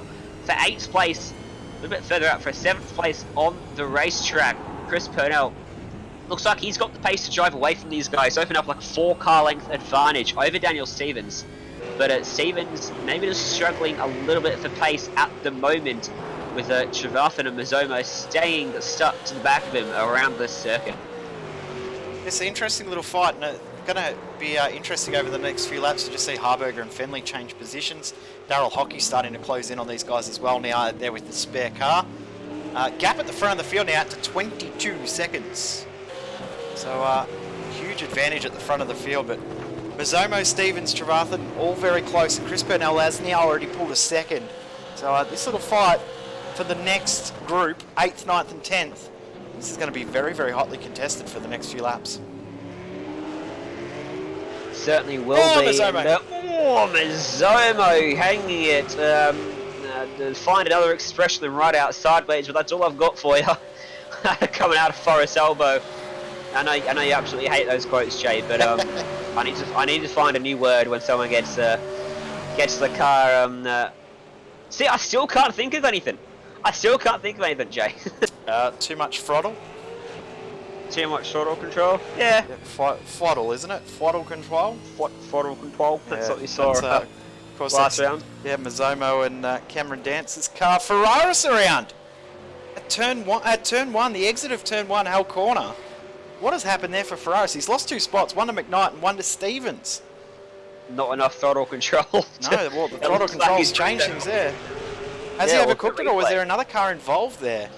So he's got the MFR car behind. That's Darryl Hockey. I don't think Hockey's involved. I think he's just broken on the white line. Too much curb, unsettled the car. Round he goes. Did a good job lining it up to get it going again, but probably could have turned that the other way to get it going a little bit quicker, but he's done a good job. Lost about 4 seconds, 5 seconds out of that. But that's painful because he was looking very, very strong for a podium position. It is, but I think he might be able to get back up there with this race. Only lap 29 of 81, of course, and if you're going to spin, do a nice fancy smoke show, getting it back the right way at least. Exactly. So, Wayne Taylor's back out there. He's dropped all the way back to 23rd position, so he's going to be one to watch come back through the field now with his superior pace. He's tucked in behind Riley Curtis at the moment. Riley Curtis has been in the action a lot this race. Been overtaken a little bit throughout this race, but all the overtakes that have happened around him have been spectacular. Will we see another one? No. Wayne Taylor tucks back in behind. We'll stay with this for a little bit, I think. We will, and he's going to hang on for now. And Wayne Taylor, he has made 2 pit stops, and going to be interesting to see what he's going to do from here. And I wonder if it was some sort of strategy that we can't think of where pitting there is going to Had give to them be a a nice mistake. strategy to the end. We were thinking it was strategy, yeah, but I think it must have been a mistake. mistake. Yeah. It does seem a bit odd, certainly, and I guess we'll find out at some point. But at the moment, he's looking to get the pace advantage and use it over Riley Curtis. He's right up behind him. And if he can get a good run down the mountain as Curtis just pinched a break going down Skyline. There's a couple of cars in front of these guys as well. And they are for position. Grant Patulo, Alexander Sheridan, Curtis and Taylor. These guys are all closing up. Going to have another four-way battle on the racetrack soon. There's a few of them around the track right now. And funny how a 6.2 kilometer racetrack, everyone seems to converge with their own little points around the track. It doesn't look like Wayne Taylor's going to be able to get through this time, but Mazomo might be able to get through in the next little bit because he's closed back in again on Daniel Stevens. He lost that ground, but he's back there again. And Trevathan's closing in with him. Dwayne Burns is about 11 seconds back, but he's lapping around about a second or so quicker, so he'll close in on these guys pretty quick too. So interesting, and I just noticed there too, Daniel Stevens' car planting it up on three wheels as he turns in to the cutting there. So the MFR car's set up to literally drive up the hill. He's like it's a little bit wild in the MFR cars at the moment. It is, and only going to get more exciting as the race draws closer to the end. These drivers will be starting to feel a bit of fatigue now. They've gone just past one stint. These drivers feel that quite a lot of them will have double stinted at some point in the iRacing careers of Mount Panorama. But once you get past that stage of it, you're venturing into unknown territory with in terms of laps done consecutively around one of the hardest racetracks in the world, to be quite honest with you. And we know drivers such as James Hinchcliffe and Alexander Rossi, very experienced drivers over the IndyCar series, even they said that this is one of the toughest challenges they faced as they entered as a wildcard into the real world. And tomorrow, I'll be trying to stay awake from that, and got a long night ahead of me, Jay. You've set me up with that one, so thank you for that. I'll try to watch the race. Well, you'll double header on the iRacing Esports Network for you tonight, making your debut in some America's broadcasts over with our friends on GSRC tonight. So good luck to you for that. This battle with Mazomo and Stevens continuing on as we've got 51 laps to go. So we're 30 laps through. An hour and 6 minutes for 30 laps. So the race pace is incredibly quick right now. It is only an hour and 7 minutes into the affair, which means we're looking at about under 3 hours for this one, I do think, because if I do some quick maths, we'll figure out that 3 times an hour is 3 hours, but that would put us 10 laps over the race distance. So going to be looking at about 2 hours, 45 minutes, I'm going to say, and we'll get back to you on that one at the end of the race. If it's that close. I've got a prediction. My timing screen has a prediction of 2 hours 53 minutes. There's a mistake there for Daniel Stevens, and Mazoma's going to go through. No. Yeah, he is. He's got it through. So that's twice that Daniel Stevens has lost a spot under the Fujitsu Bridge. Just noticing too that Dominic Ferraris is having some sort of tech issue because he's just disappeared off my timing screen completely. So fingers crossed he can get that sorted. But nice move from Mazomo, unfortunate for Stevens. Looks like, as I said, those MFR cars don't quite look 100% right now. They look like they're ploughing a little bit, struggling to get it turned in through those low uphill corners, mainly through the cutting. I wonder how much running they did in terms of race preparation, because track time now up to 47. Yeah, but track time up to 47 degrees now. And I wonder how much practice they did in terms of later on in the day, around this 11 o'clock, 12 o'clock in sim time.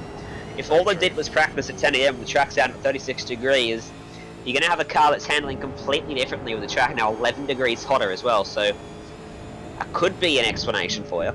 That was very, very lucky there from Riley Curtis, bouncing it off the curb coming into McPhillamy Park. Can sometimes run it in the wall. We've seen that many a time, both in sim and also in the real world, as Wayne Taylor's still looking quick, but he just can't get by anyone at the moment. So maybe his car just comes back to him a little bit more once the fuel drops off. But James Scott now, 31 laps complete on 32. 31 and a half laps complete. Leads by 26 seconds. That's a huge advantage that he's got at the moment. Well, instead of asking who's going to be able to challenge James Scott for the lead of the race, I'll ask you, how many cars is James Scott going to lap in this one? I will say that there will be 10 cars on the lead lap at the end. 10 cars. Well, at the moment, 10th place is 1 minute and 3 seconds back. So at that rate, he will find himself a lap down. And of course, no cautions in this one, because road course racing and iRacing doesn't feature a automatic caution, as we just watch that car in front of Blake Neck, the lapped car, just awkwardly getting in the way there. But Neck was ever patient and gets by him. But yeah, no automatic cautions for road racing on the iRacing service. No road courses will feature cautions in the Majors series this year either, barring some sort of massive track blocking accident that everyone gets involved in to bring out a red flag. But it means that these drivers can work their strategy knowing they're going to have 81 green flag laps, and it means that James Scott is going to be unaffected by anything. There's another MFR car with troubles up through the cutting. So there's definitely something with the way that those cars are set up that they're struggling through the cutting. So Cloett's had issues. We've seen already a couple of times in this stint Daniel Stevens has had issues. So the MFR cars are not looking strong through that part of the track. This last lap by James Scott, 1.6 seconds faster than the second and third place cars in Blake Neck and Jamie McKnight. The fourth place car of Scott Stevens is quicker as well than Blake Neck and Jamie McKnight as well, as Cameron Dance too. So we're going to see a couple of cars close in at that lead battle. Blake Neck, Jamie McKnight, Scott Stevens and Cameron Dance could all come together at the same time.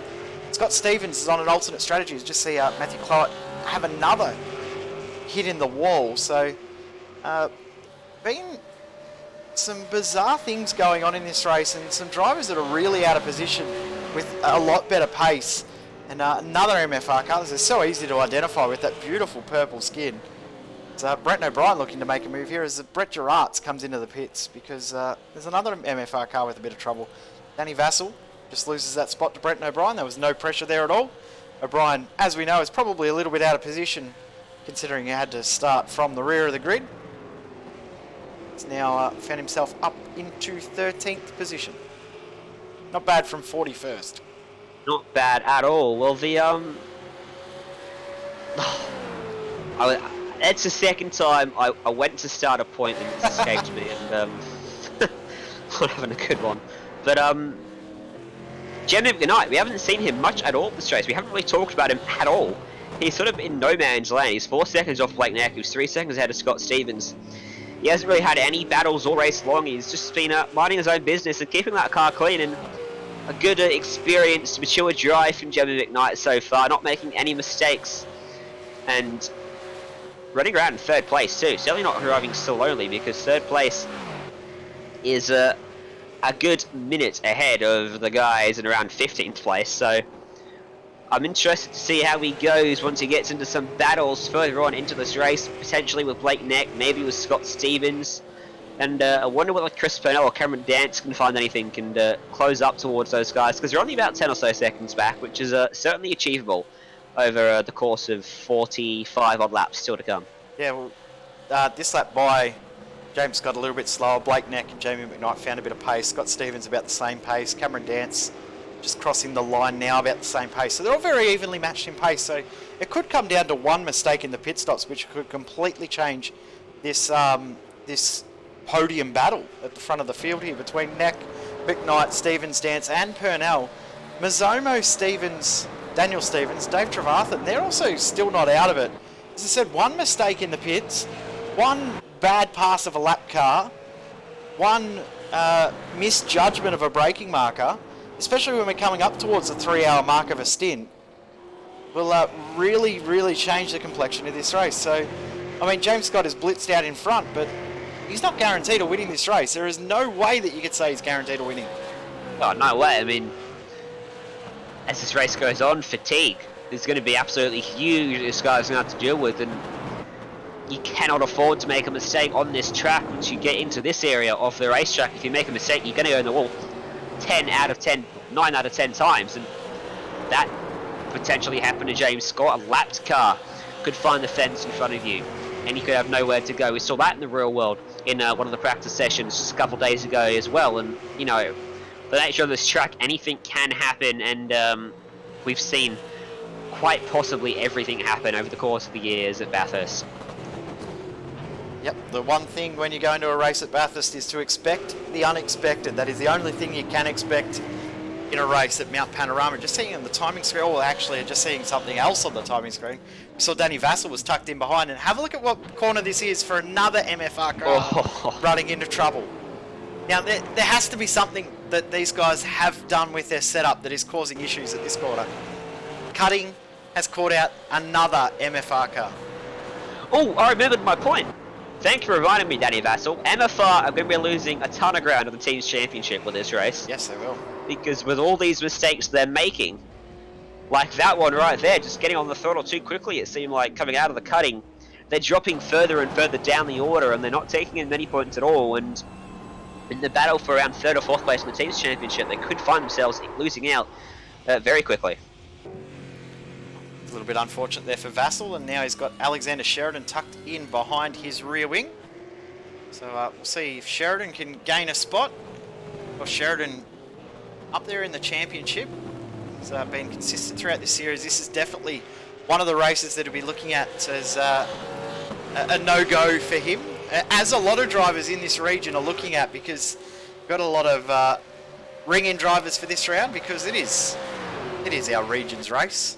This is the race for our area, so no surprise to see that we've got a lot of drivers that have come in for a one-off event, one-off drive in this series, which is what we love to see. We do love to see our one-off drivers, because having a strong field and making sure that drivers are introduced to the championship is such a big thing, and great for this series in the future as well. We want to have as many drivers turn up for as many races as we can, so introducing more drivers to the series long term is a huge advantage. Danny Vassell makes another mistake.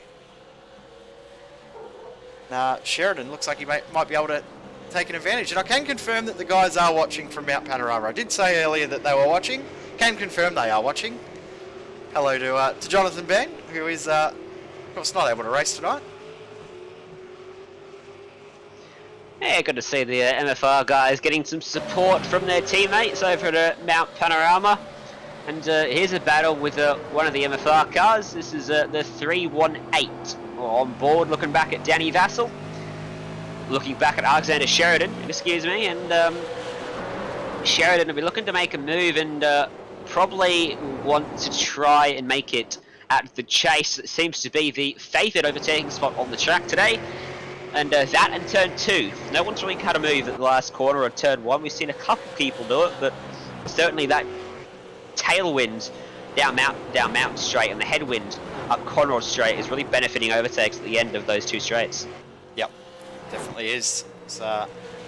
Sheridan now dropping back a little bit, so he's not able to maintain that gap.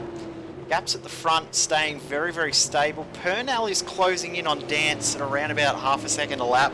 So it may start to close in a little bit down the track. Just seeing drivers coming in. Some drivers coming in to make their second to last pit stop. Of course, from here you can make your second stop and go all the way for one more stop. If you do 23 plus 23, that gets you up to the magic number of 81, roundabout, close enough. So it could be what John King has done there. He's decided to come in, get himself a bit of clear air, get a spare car potentially as well if he's had some issues, and go again. So John King in the number 6, who is that far out in front in the Legends Championship. He could be called the John King Championship. Cleaned up in the Legends Championship last season. Currently sitting in 3rd in the overall standings for the International Pro Division. Was Cameron Dance and Dane Burns 1st and 2nd. As we said, if Cameron Dance finishes in 19th position or higher, he wins the championship with 1 round to spare. So Dance in 5th at the moment is looking fairly strong for that. So Cam Dance, one hand on the trophy. If he can just finish the race, it looks like he might do enough, because Dane Burns back in 10th. That could be enough to seal the championship, as well as Dave Trevathan now starting to close in again on Daniel Stevens. He dropped a little bit, but Stevens has made a mistake because he's dropped a long way back from Simon Mazzomo. He has, and I was just surveying the field, looking where all the kinetic cars are lined up. Because John King, he has wrapped up that Legends Championship, but his team, Kinetic, they have far from wrapped up the Teams Championship, and that's probably the most hotly contested championship of the lot at the moment, because Illusion, having a strong race, will probably close the gap even more after this one. Yep, exactly right. The gap, as we were talking about, so that 2,500 points 4 rounds ago. It is now down to 900. A good result here will get it back within about 300 or 400. You just see an issue there for Grant Patullo. Tried to get out of the way and clipped the curb on the inside, and around he went. So sometimes getting out of the way is a real art around this circuit, and being a good bit of lap traffic is a lot more difficult than you think. And getting out of the way is a real art form at this circuit. So some drivers do it very, very well, and other drivers struggle a little bit to get out of the way. And if you are struggling to get out of the way, don't let the other guys go around you. That's my saying for the day. If you're struggling to get out of the way of drivers coming up to lap you, don't get out of the way, let them get through. Start a segment of each broadcast. Jay's tips for lapped cars. Hey, I'm used to being a lap car. Yeah, I'm sure you've got in there before me, Jay. He knew where that was going. Oh, look, I'm honest enough to admit I'm not very good at racing. I've run 2 Bathurst 1000s and finished both Bathurst 1000s and didn't crash out of both Bathurst 1000s that I've been able to run. So very, very proud of that. To say that I've run 2 and finished 2 and was very, very competent in letting those fast guys go. Other races I haven't been quite as confident, but in a race at Bathurst, definitely a little bit more confident. Don't go looking on YouTube for what I'm talking about either, because there is footage of my absolutely terrible performances as a lap car. Purnell to Dance is really, really closing up. Dance has lost a huge amount of ground. Remember before we said that he was about 6 or 7 seconds back. He's now up to 9 behind Scott Stevens. Scott Stevens and Jamie McKnight, they're trading blows. One will punch in a good lap, the other one responds, and then they're alternating lap times at the moment. So those two are stretching it between 4 and 5 seconds. It's just a bit like a yo-yo at the moment, coming up and down, up and down. This is the closest battle on track right now, though. I will one-up you on that. The closest battle, probably 17th place, actually. Actually, you're right. I just saw that on the timing screen. So between Vassal, Sheridan, and Taylor. Yep. So 2 MFR cars again. Now MFR cars again look absolutely beautifully presented for this race, this event. The Candy Apple in the race a couple of rounds ago, it looked absolutely beautiful, and Daniel Stevens has just run a little bit off the circuit as he comes into the pits, and possibly to make an adjustment to the car after what we've been talking about with those cars really struggling through turn 4 at the cutting. There's not too much you can do. Tyre pressures. About it. He's got the roll bars into the car that he can adjust on the fly, and the brake bias. But other than that, there's really nothing they can do. If you've got a bad setup, you've gone and made the bed for your, or made the coffin for your race, because a bad setup at Mount Panorama is a recipe for disaster. As Alexander Sheridan almost came under fire from one of the MFR cars behind, but opting to back out of that one, and the MFR sandwich continues for Alexander Sheridan right now. These guys got to be careful too, because James Scott isn't too far behind these guys as well, so they'll want to try and get a wriggle on a little bit. They are lapping around about 3 seconds a lap slower than James Scott at this current stage. They'll also come past the car of Daniel Stevens, who is stopped in the pits right there. You can see him just rolling out, so he's going to come out just behind them and probably will close up on them in a little bit. So that means that the battle we were saying before was pretty close. It's gone, but it's turned in and added into this battle. So now we've got 4 cars separated by a blanket.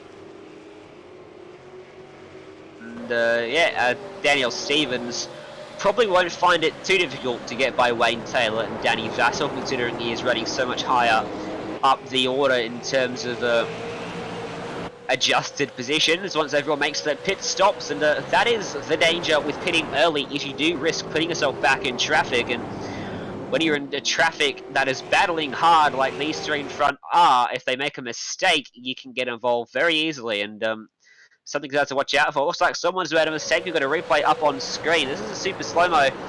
No, it's not. It's just a weird glitch on my stream. It is a slow-mo. I just want to show you something here. Watch the front left-hand tyre on this MFR car right there. Look at how much off the ground it gets as it goes to turn in and unsettles the car. Then it struggles for front end grip, runs wide, misses the apex. So again, another MFR car with trouble there. So the guys are probably will assess this after the race and try and work out what they've done setup wise wrong with the cars.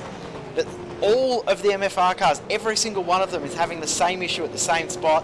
3 have gone around. 3 or 4 of them have lost positions. They're all losing time there. Yeah, they have missed the ballpark there, but by a fair way. But luckily they're hanging on around the rest of the track, and I'm sure they've probably figured out by now how to navigate the corner with the setup they've got. But nonetheless, it's not a comfortable corner in the first place, and when you add in a ill-handling car, it makes it so much more tougher. Daniel Stevens is close right up to this battle now, as Danny Vassal opened up a few car lengths of an advantage, and now Wayne Taylor is just holding up his teammate in the battle that Daniel Stevens is having with the guys further up the order, Simon Mizomo, Dave Trevathan, those 2 guys, and he opts to try and look down the inside, but no team favours there. Wayne Taylor raced into that corner and took the corner ahead of him, not willing to lose time to the guys he's battling, like Alexander Sheridan right in front of them. So Stevens is losing a lot of time right now relative to the guys he's racing. Yep, of course he's on a completely different strategy now, and this is hurting him because he is losing ground. His outlap just then was in the 3-minute bracket, so very, very slow outlap for Stevens, because these guys are well and truly holding him up. They're on 13 and 15 lap old tyres, so they are running a lot slower in comparison. So you see Wayne Taylor, actually I'm just going to show you, have a look at how close James Scott is to these guys. There he is there. He's only 2 corners behind now. This is Sheridan. What's happened to Sheridan? He's lost 2 spots. Of course, when we cut away, something happens to Sheridan. Nothing really happened. He sort of just gave it up. Yeah, something gave it up. Something has happened though. We're going to stay on a different replay, because Riley Curtis is facing the wrong way. How's he done this? Bump. There's a bump right there that can unsettle him. He hasn't hit that bump as he clipped the inside wall. Oh, hit the wall. As he... Nope, yep, there he is. Around he goes, and that's a very awkward part of the track. I've got PTSD from that track in the Bathurst 1000. Yep. And there was a big track blockage there that I got involved in just a few weeks ago, and not happy about that piece of track. And Riley Curtis can probably add that to some of his least favourite spots around this track as well now. There goes Daniel Stevens down Conrad Straight, or up Conrad Straight, whichever one you want to say. And now into 17th position in his redemption drive back through the field. Just need some Titanic music. Nearly end. Speaking of, Blake Neck is actually closing back in on Blake Neck. So Blake Neck's closing in on Blake Neck. What? James Scott is losing ground to Blake Neck. Blake Neck is closing in. Last lap by was a tiny smidge slower, but the lap previous and the lap previous to that, he was quicker. Gap has stabilised at around the 30-second bracket. Now, I don't know if that's traffic that's made that effect, or whether legitimately James Scott has slowed down and Blake Neck has gone quicker. Could be that.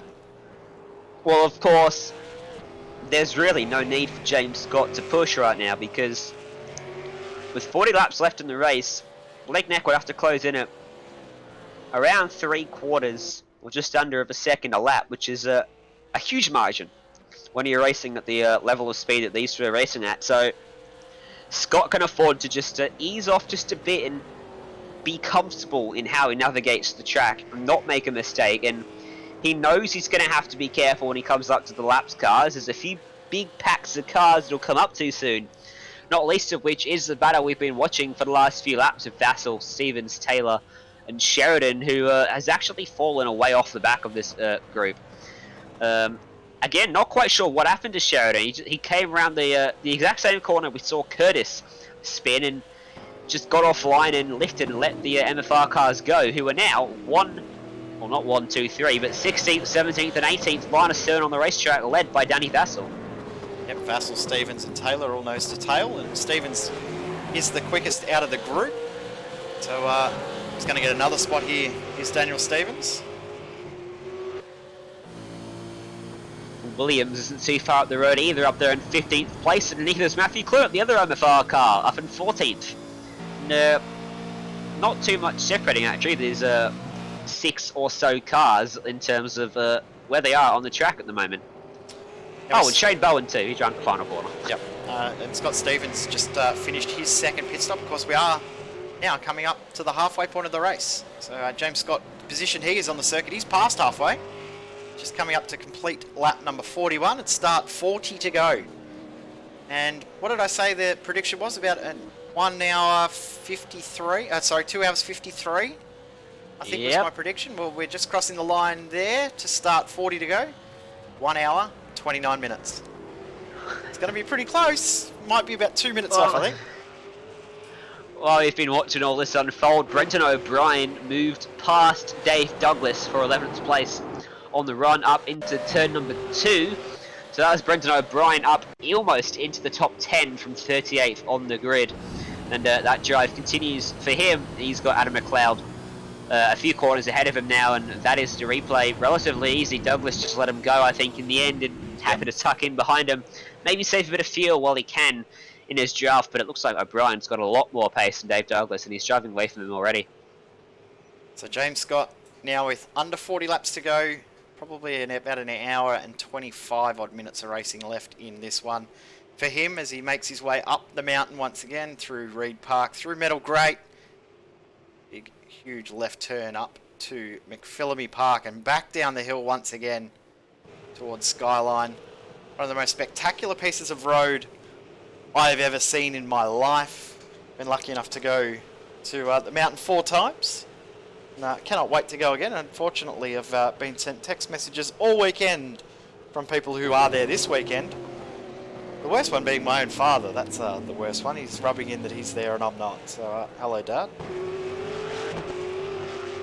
But we get to cover a fantastic event. This is I'm not complaining because I love this race. This has been the favourite race on the major schedule.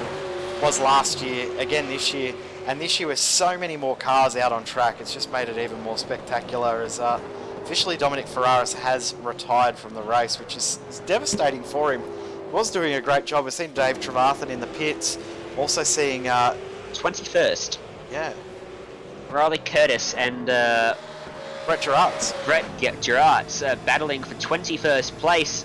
He got very close to Forrest's elbow and gets further and further away into the chase because he's actually pulled ahead of him down the straight. And for the second time in as many laps, we've seen an RCD car seemingly just rolling over, letting someone else go, willing not to risk breaking their car in a side-by-side tussle at what would have been the highest speed on the racetrack.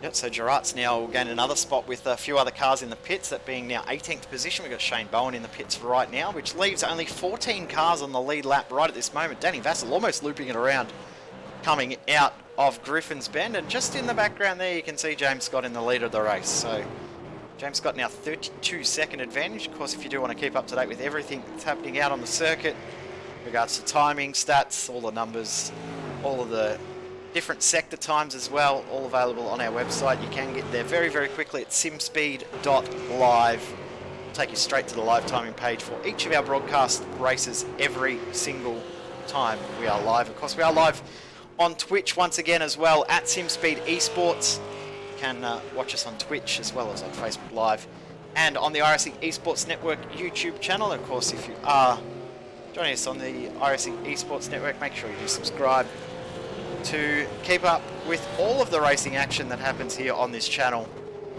youtube.com/iRacing Esports Network. Plenty of huge things in the works for the remainder of this year and also for 2020 as well. Some big things planned for all different sorts of series all around the world. So make sure you do tune into the iRacing Esports Network, subscribe to the channel there. Join the 26,000 subscribers we've got over on that channel. Just continuing to grow day after day.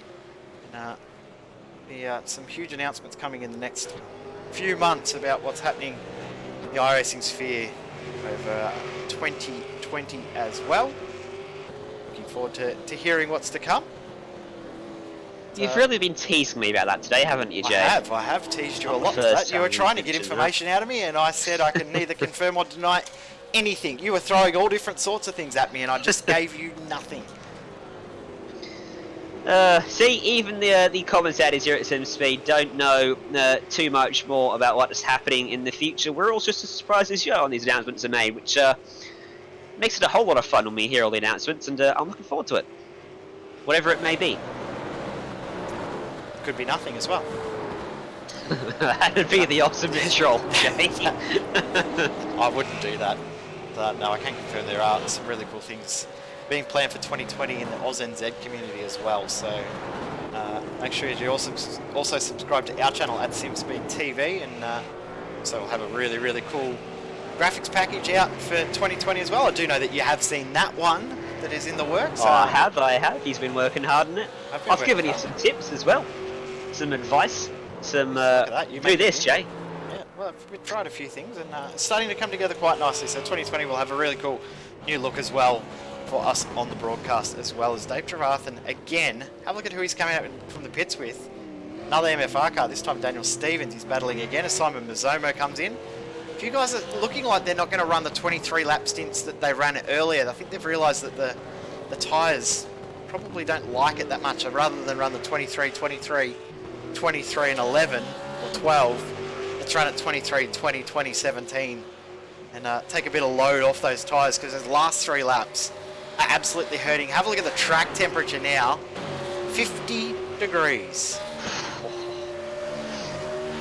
Well, this is only going to help the guys with the experience in this car that did some of the other official races or organised league races around the Bathurst 1000 time, because we saw some extremely hot track temperatures around that as well, and V8 Scops was one of them with a ridiculously high track temp.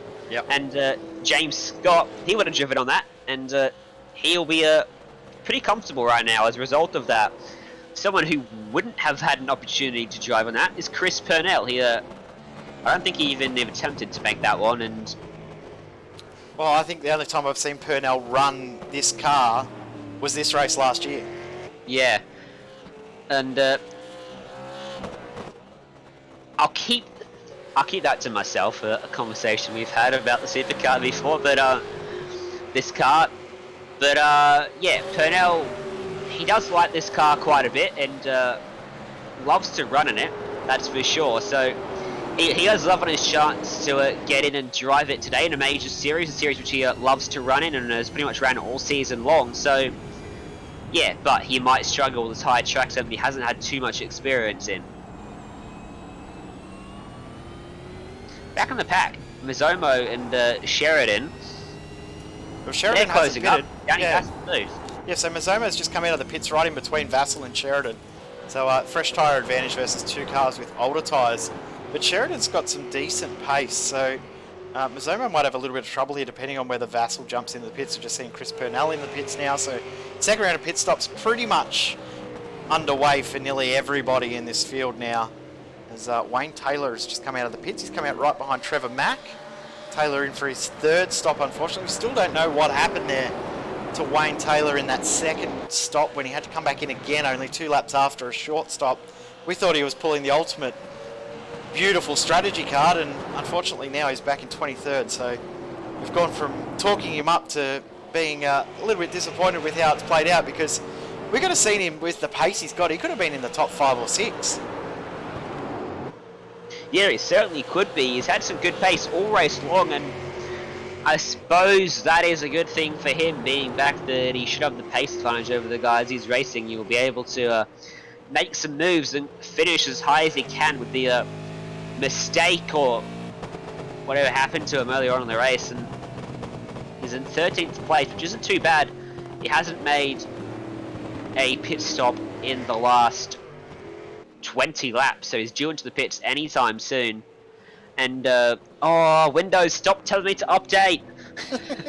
James Scott into the pits from the front of the field, so he's only ran 23 laps again in this stint. So Blake Neck probably will run 2 more, so he comes up to complete his 21st lap in this stint. So there's Neck coming through. What will Jamie McKnight do? He's on his 22nd lap now. He's going to go 1 more. Cameron Dance will probably go one more as well. He's on his 21st lap. Adam McLeod behind. He's a long way back on his 21st as well as Brenton O'Brien. Scott Stevens, the first car that has made his stop. He made it 4 laps ago. And now we'll be looking to get back into that top 5. Was around the fourth position, I think he was. It's behind Jamie McKnight, ahead of Cameron Dance from memory. Scott Stevens, I must say that UFSR car does look very, very beautiful. So well done to Scott Stevens for that car. All of these purple cars look really good. The MFR and the FSR cars. Very, very well presented once again. Keep talking, Jay. I'm trying to convince my computer it doesn't need an update, I can right? keep talking. It's Chris Purnell tucked in under the rear wing of Daniel Stevens here. So Purnell fresh tyres. Stevens pitted 7 laps ago, so he's going to have to run really long in this stint to get this car home on one more stop. So Stevens could just back out of it here, maybe. No, he's going to continue to fight. Let's say Stevens could get out of it here, tuck him behind and save a bit of fuel, but still fighting the position, and Stevens will hold on here with a really intense fight into the chase for the 46th time in this event. Illusion Motorsports driver Purnell tucked in behind the MFR driver of Daniel Stevens. Of course, Stevens also the painter of the cars in at MFR, and he's done a fantastic job as through goes Purnell in at Murray's Corner, so up into 9th position at this stage of the race. Of course, pit stop still to go for a few drivers in that top 10. It says about 11 drivers overall in the field still yet to pit, with 6 of those within that top 10. Yeah, give a little bit of that. I've managed to convince it you can wait an hour. Well, in an hour's time, you'll have to talk again, I guess. We won't be too far away from race finish in that time. My prediction clock here on my overlay screen is saying 1 hour and 15 minutes to go, 75 minutes of racing left, which will take us to 2 hours and 55 minutes of racing. That's pretty close to what we were sort of saying beforehand. So, pretty good time they're making there, because the main event goes for 6 hours, and this is half the main event, and 5 minutes under. Pretty good time they're making. It's Jeremy McKnight, the man we've seen barely anything of today. 2nd place, dives into pit lane, and will take his second last stop of the day. While out on track continues Wayne Taylor, Trevor Mack and co for 21st, 22nd, 24th is there too. Stephen Williams, 22nd, 23rd, 24th these guys are. Yep, Stephen Williams in the Illusion Motorsports car, Wayne Taylor in the MFR car, and he's going to make the move this time. No, backs out of it. In the background though, change of position there between Cameron Dance and James Scott. Dance still yet to pit, so he's one full pit stop phase behind our race leader in James Scott. But if he finishes in his current position that he's in, that is championship sealed for Cameron Dance, and I must say deserved if he does win this championship, because he has been dominant and consistent throughout this championship. 12 race starts, of course we've had 12 rounds of this championship. He's won 3, and he's finished in the top 8 in 5. He's won more than any other driver except for Margot Morgan, who's turned up for 3 and won his 3 that he's turned up for. But Dance has been absolutely brilliant throughout this championship. The races that he hasn't been quick enough to win, he's just done enough to pick up great results as he goes through on the Illusion car of Stephen Williams. So Dance doing a great job as Danny Vassell comes into the pits to make his second to last stop. 35 laps to go. James Scott almost pushing Wayne Taylor down the last little downhill section before Forest Elbow. Taylor won't really want to give up the track position, because he is right in the draft to Trevor Mack, potentially close enough to make a move, but he does just jump out of the way now. The dad with the brakes lets him go, and I'll be hoping that James Scott just upsets Trevor Mack a little bit as he goes by him and holds him up, but unfortunately it was right in the braking zone. But gee, how much should Taylor close up there on Trevor Mack in the braking zone of the chase? And Trevor Mack now dives down into pit lane, so you won't get to see that battle continue, as they've all been pretty nice and clean on the way into pit lane. They all seem to have practiced it pre-race pretty well, and no one's made a mistake through there yet, touch wood. Still got 35 laps for that to happen though, so we did see a couple of drivers mess up in the warm-up and the 2-hour practice session they had before the race starts. So there is still the potential that we could see it as Scott Stevens tucks under the rear wing of Brenton O'Brien, team boss at Evolution Racing Team, and will not be able to get the move done. Stevens, yeah, it was very close there, but good job from Stevens to not get involved there. Probably realised that O'Brien's going to come into the pits right on cue, and in he comes. So Scott Stevens now back into 6th out on track, and we've also got in the lane Adam McLeod. Jamie McKnight has just come out of the pits as well. So McKnight to Stevens, what's that? 3 seconds? 2.3. So McKnight to Stevens is quite close at the moment. Jamie McKnight has lost a little bit of ground to Scott Stevens in this whole pit stop phase, but Stevens is now on 6-lap older tyres. He is, and we're seeing some differing strategies throughout this field at the moment as they start to get down towards the end of the race, and their strategies will start to converge. Eventually all of them will be out on track with no pit stops left to make. James Scott has made his pit stop, I do believe, and he has. Cameron Dance is yet to make his.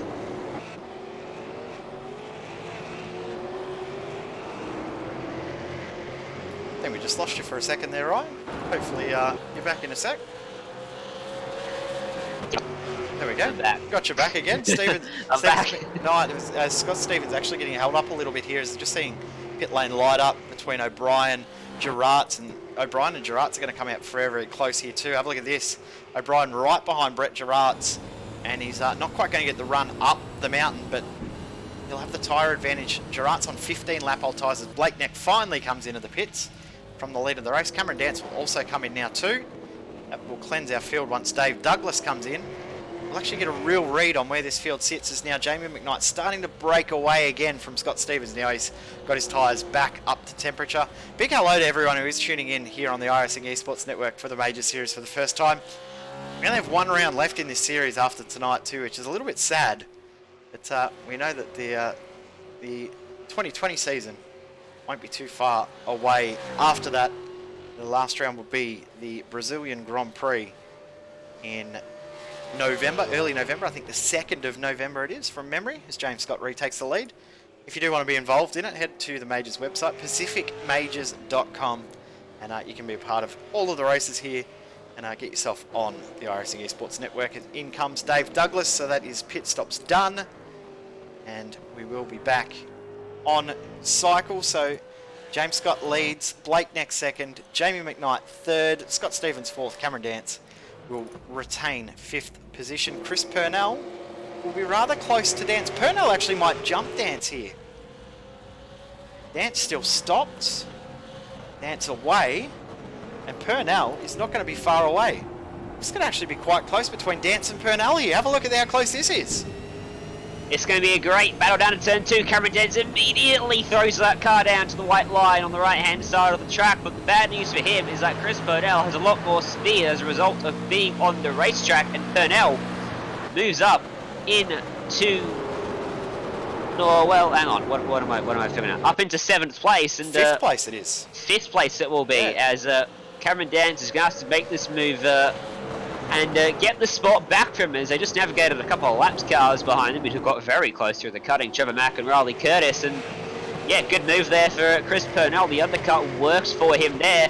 Cameron Dance. Dance will probably get the spot back later on because, what are we, 32 laps away from the end of the race, but 10 laps away from the pit window opening.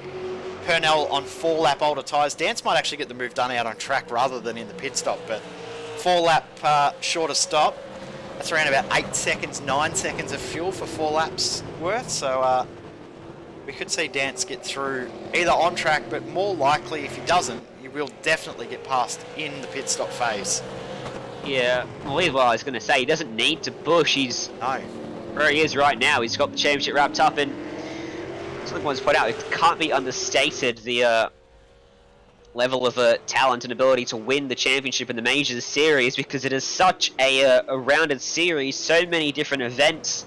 We've been dirt racing, we've been oval racing, we've hit the high speed ovals, we've hit the tight twisty road courses as well, and through all of that, Cameron Dance has emerged as the runaway championship leader and been consistent across every single format we've visited in in 12 different race cars as well, almost, or 10 or so cars. We've seen a couple of double ups with the NASCAR, but he's done a brilliant job, and it can't be understated how tough it is to be consistent across a variety of series. Yep, exactly right. And of course, first round we had the Daytona 2.4 in the IMSA cars. We had Daytona 500 in the NASCARs, as you said. We had the Sebring 2 hours in the classic IMSA cars, the Camel GT cars. We had the short track nationals in the late models. We've had the Nürburgring 2.4.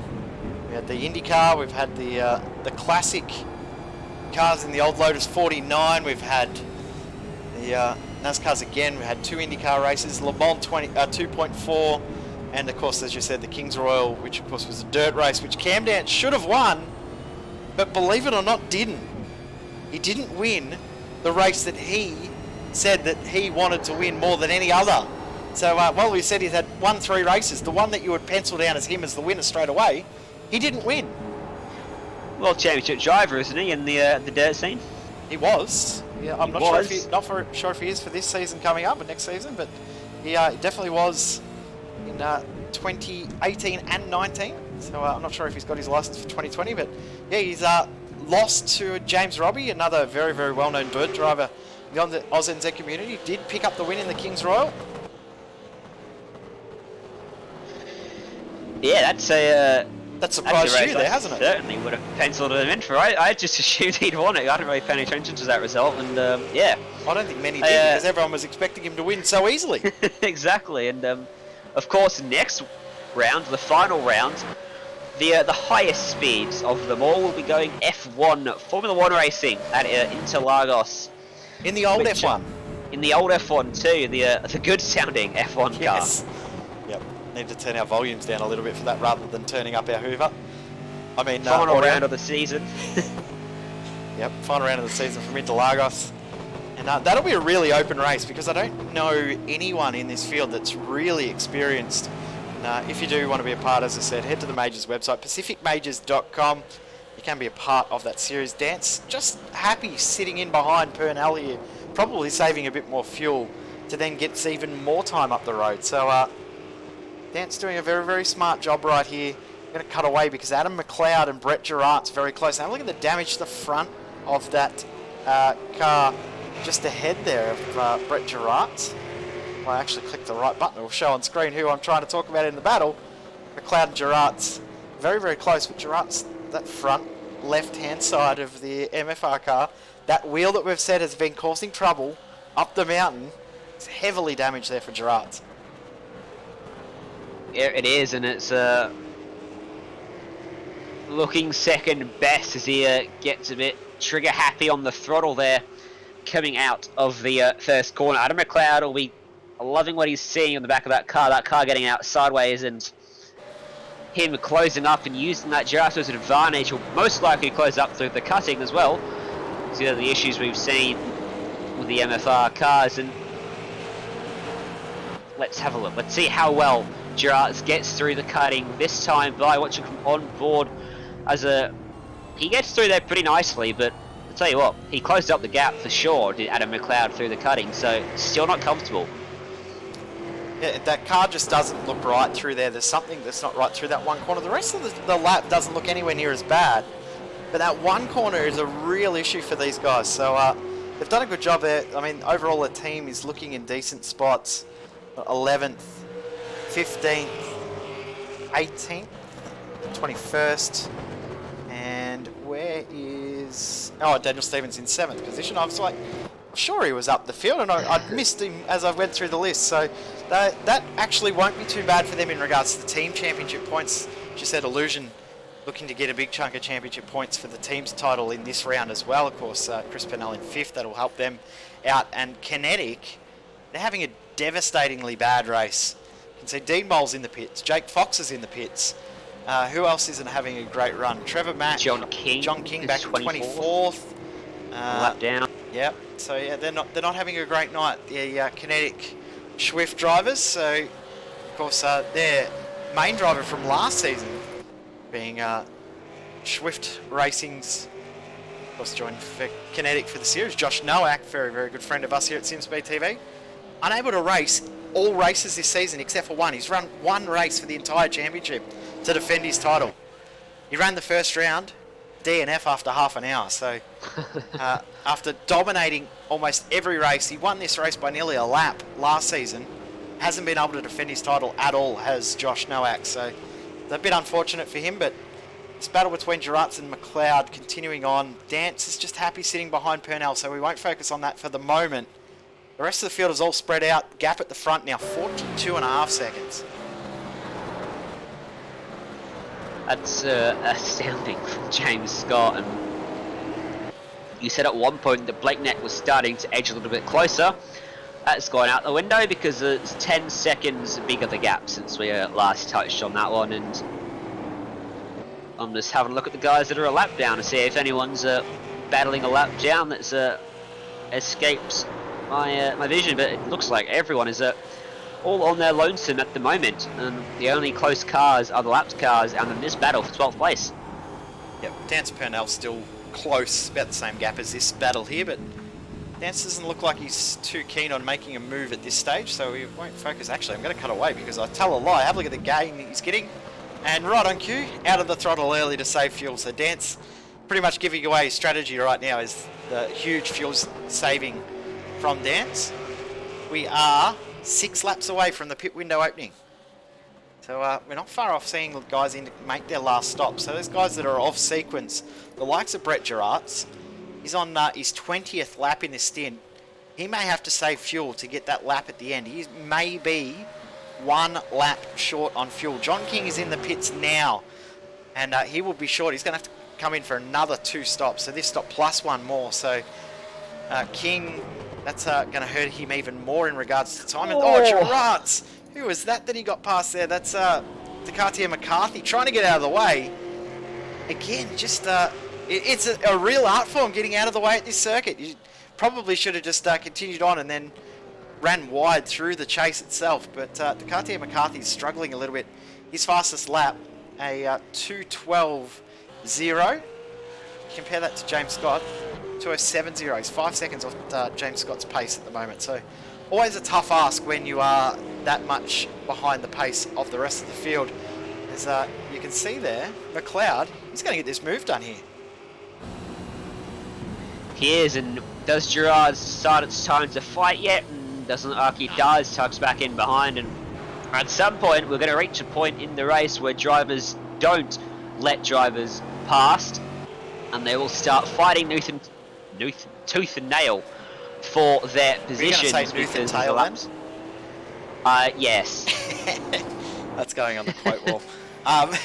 So yeah, I think what Gerards may have actually been thinking of doing was just saving some fuel, because as we said, we were going to see him a lap short on fuel.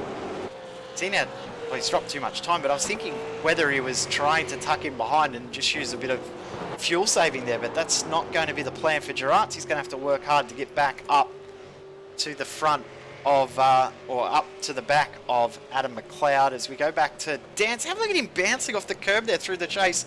That's not the normal line that you see people take, but I guess when you're leading the championship by a mile, you don't really care what you do. You just bounce it off the curb and she'll be right.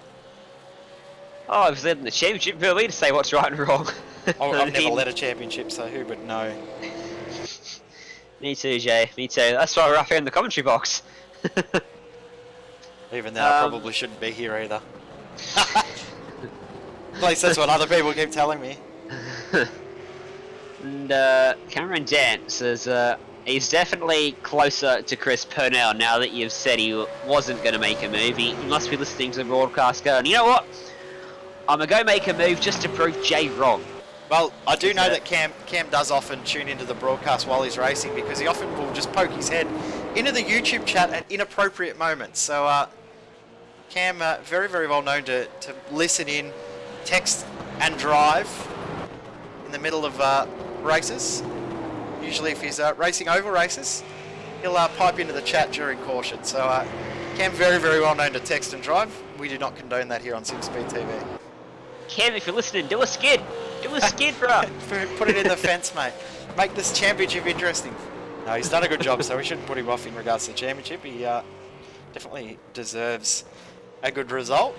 But yeah, this last little phase here, we've got this little bit of an anticlimactic phase, and we're going to see everyone dive into the pits almost at the same time, and from that point on the race is on again. And it will actually mix up the field because there's so many different drivers on different strategies. That's going to make this next little phase interesting. Do we see guys that are, say, 10, 12 laps into a stint come in and take tyres early? Do they make those next stints even? Do they run that first stint out longer and have fresh tyres to bring it home? It's going to be interesting to see. And of course the track has evolved a fair bit too. So, you know, you've got to manage that too. Now up to 52 degrees. We're now 16 degrees hotter than when we started the race. Stance looks again to make a move. Backs out of it. And probably no reason to make this move for Cameron Dance. He's on a slightly different strategy to Chris Purnell in terms of when they last pitted. Purnell was a few laps before Dance, so he knows that Purnell is going to be due to the lane before him. And once he comes to the lane, he can continue to power around the racetrack and clean air and get the move done with an overcut strategy. Potentially, yeah. Of course, he's only 6 laps into this stint. Purnell 10 laps in, so I mean, I don't think it really matters whether overcuts, undercuts, pits at the same time. He's still going to have the advantage. Will Dance probably about 8 seconds after the stop, I'm going to say. All right, he's got a big advantage. Go through the field a little bit. Still got 31 runners in the race. The last of those runners being Ryan McCarthy, who's trying his best to continue on. One thing I will say is we do love drivers that continue on. Purnell! Right on cue. He just had a huge moment through turn 2. Incredibly lucky to miss the wall. I almost missed that myself. And here's the replay of it from on board with Purnell looking over his shoulder. Look at the wheel work here. He's turning left and he's got a full lock to the left. And how has he missed that wall? He just missed the turn in and the car got out onto the marbles and lost all its grip. Here's the perspective from the outboard shot, and you can see how close he got to the wall, the left rear corner of the car right there. And Cameron Dance says, "Oh, thank you very much, I'll take that." Too Doesn't have easy. to worry about getting the spot in the pit stop now because he's already through. So Dance now into 5th position, 6th position now for Purnell. He'll have to try and work out another way to get that spot back. We're going back in the field because a battle that's come out of nothing. Stephen Williams for Illusion, Alexander Sheridan, the lead Kinetic driver, and Danny Vassell for MFR, our 3 main teams in this championship. Tim Speed should be up there, but half the team decided they didn't want to race anymore. It's Sheridan now. I'm allowed to say that. I'm technically the team manager, so I don't know how I got that role, but anyway. Stevens, Sheridan, Vassell continue on. These guys are a lap down, but they are fighting. They're not far off a top 15 position, so these guys will want to make sure that they do a very, very good job in this phase of the race here to gain as much ground as they can, try and get that gap to the cars ahead down as quickly as possible. Yeah, exactly, and Stephen Williams as well, an Illusion Motorsport driver, and running in 16th place, still higher than the next closest Kinetic car, which is actually the car behind him, Alexander Sheridan. So, if Stephen Williams can hold off Sheridan, that'll be 2 cars that outscore the first Kinetic driver across the line, and Danny Vassell in the MFR car will want to make a nuisance of himself in this battle too, as long as it's not at the cutting. He'll be happy to make a move, I dare say. Yeah, I think you're exactly right there. I think that the cutting's been such a contentious part of the circuit. It's off. Sheridan just clipped the inside wall there, coming through the elbow. Is his car okay? Is he going to be able to maintain the speed? It looks like it might just have scraped the tiniest little margin, but saying that the front splitter a little bit damaged, and Danny Vassell, much better exit. Brett Gerard's into the pits to try and make his last stop, but he's about 3 laps short. Here comes Danny Vassell side by side into the chase. He's going to have to go the long way around, but if he can hold it, might be able to crisscross back and get the momentum into the final corner. Sheridan's forced wide. That's move done for Danny Vassell. Maybe. He's still got a bit of an overlap to Sheridan, but he thinks better of it. Lap 55 of 81, and fighting for 17th place. Not too much point in fighting that one at the moment. We'll see how quickly Vassal, if he can, close up onto the back of Stephen Williams for 16th place. Of course, all these guys are a lap down already. There's only 12 guys on the lead lap, and that 12th guy, Brett Jarrett, is actually in the pit lane. So he's about to go a lap down as well to James Scott. So, yeah, that's our first pit stop for the end of the race. Brett Jarrett will be able to go from the end. Will he? He might actually be short. Yeah, he'll be short. Yeah. Yeah, 2 or 3 laps short will be Brett Jarrett. He's actually now gone a lap down, so he's back in 18th position. So he's behind Vassal, Williams and Sheridan. So James Scott just coming through the dipper on his 57th revolution of this circuit. And when will he decide to come into the pits? He's going to have 24 laps to go, so probably one more before the pit window opens. I'm going to say Scott Stevens will be the first one in. Cameron Dance will stay out, Purnell and Daniel Stevens in. Scott Stevens, Daniel Stevens, Dane Burns probably as well will be one of the first ones in. So that's going to be interesting to see how that all plays out.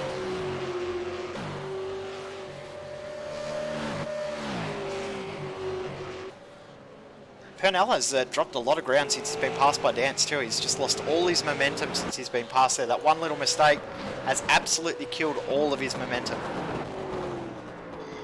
Yeah, probably realising I might be pushing a little bit too hard. He's extremely desperate, well not desperate, but motivated to close the gap in the championship, and he doesn't want to bin this car and ruin a great result for the Illusion team here. As we look back to his Illusion driver, Stephen Williams, he's got Danny Vassal to his inside in the chase, and using the curb, through he goes, although Williams still at the inside, but again, Vassal clears him, and that's 2 in 2 laps for Danny Vassal.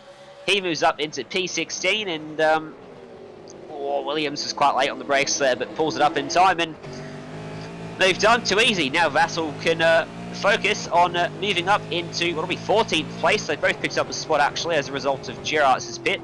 14th is actually half an hour mountain straight. That's Wayne Taylor. So now we wait to see who jumps into the pits first. 23 laps to go as we've ticked over to 125 minutes of racing here at Mount Panorama. This is where fatigue will really set in. This is where these drivers will be starting to struggle. 60 laps is about what they're used to into a stint. 60 is about where they go, yeah, that's enough for me in one go. But doing 81, it's a bit of an ask. It's a tough job doing 81 laps to a stint. So we'll see how these drivers go, see how they handle it. It is not going to be easy for them to do 81 laps around this circuit. We're already seeing drivers happy to go laps down because it means they have to do one less lap. That's not a thing that we normally would see in these races. You know, fight hard to stay on the lead lap. We're just seeing here the number 6 car of John King. He's now 2 laps down. He is. It's getting worse for Kinetic Racing. Kinetic Shift. Yeah. Kinetic Shift Swift race. No, You couldn't even do it either. Nah, Jay. I'm done. Brain stopped working, mouth stopped working. So Scott continues on, no surprise there. He's only 12 laps into this stint.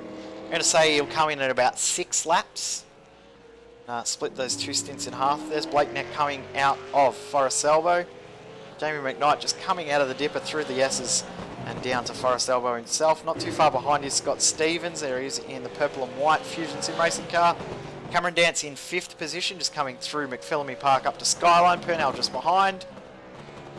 And Daniel Stevens, he will be the next to pit. He could come in as early as now to get him done. Get his stop done, that is. He is 21 laps into a stint now. So he would be the one out of this top 10, or top 7 even, to be the one jumping in early and trying something a little bit different because he's got nothing to lose. He's got Purnell 12 seconds up the road, Bizzomo about 4 seconds behind. Usually you don't lose out too much by undercutting, even in a situation where overcut is more strong. But definitely would be worthwhile him to try something else, maybe gain a little bit of ground. He has been the best performer for MFR all day long though. Yeah, he certainly has, and I don't see that changing anytime soon. Touch wood. I don't want to curse him like I cursed a few people last night in AOSC. and it happens every race. It seems to happen. I'm not sure what it is, real. Shay. The Commentator's curse the is story real. of the commentator's curse. It's an interesting one, that.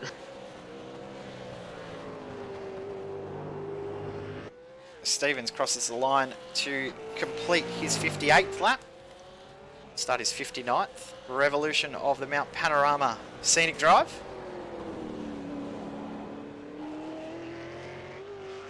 What an amazing piece of road it is too. So amazing to think that this is public road that you can drive on about 350 odd days of the year. Fantastic piece of road, so well maintained, so well looked after, that we love. So much history and so many stories around this amazing circuit. That was Just close. watched Daniel Stevens go through the... I thought I'd cursed him. He got a bit sideways through turn 2. I heard a squealing of tyres and thought he was headed to the fence, but thankfully he carries on his way. Adam McLeod's jumped into the pit, so he's the first to come in and make that stop. Interesting time to come into the pits, actually. Can't make it home from here either. No, should be able to make it home. 22 laps to go. Yeah, right on. There we go. It should be Alright, fine. well the pit window's open, so I don't know how many people we'll see dive in now. Of course, the guys that are a lap down can pit. Yeah, the guys that A are lap lap down early. and Yeah. that are a lap down or you know, aren't far off going a lap down, come in now, and you know, you're going to go a lap down anyway, so you might as well come in now and use that to your advantage. As Scott Stevens, I thought, may have come into the pits there, decides to go one more to start lap number 60. We'll see if Dance comes in. I doubt he will come in. I don't think Purnell will come in. Let's see if Dance comes in. No for Dance, no for Purnell. See what Daniel Stevens does. I'm going to say Stevens will come in this lap. See if I'm right. Well, I'm going to say he's not, just out of spite for you saying yes. I'm going to say he's not going to come in. Oh, you win. And he's not. I win. But I'll be interested whether these drivers, whether anyone short pitted their last stop, as that's Daryl Hockey in the grass and towing back to pit lane. Another MFR car finds trouble. Pick up on this before I get on with my point. Here's the replay. Here's Daryl Hockey coming down.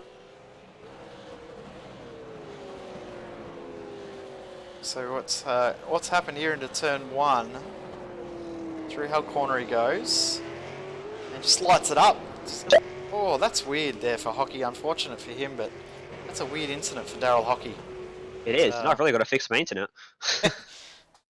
Unfortunate for Hockey, but that's day done as well by the looks of it. Looks like he's already used his spare car, so he unfortunately is out of the race, which leaves us now with only 30 cars in this one, as we see Shane Bowen there, the lead driver for Avatar Auto Racing. Currently in 12th position.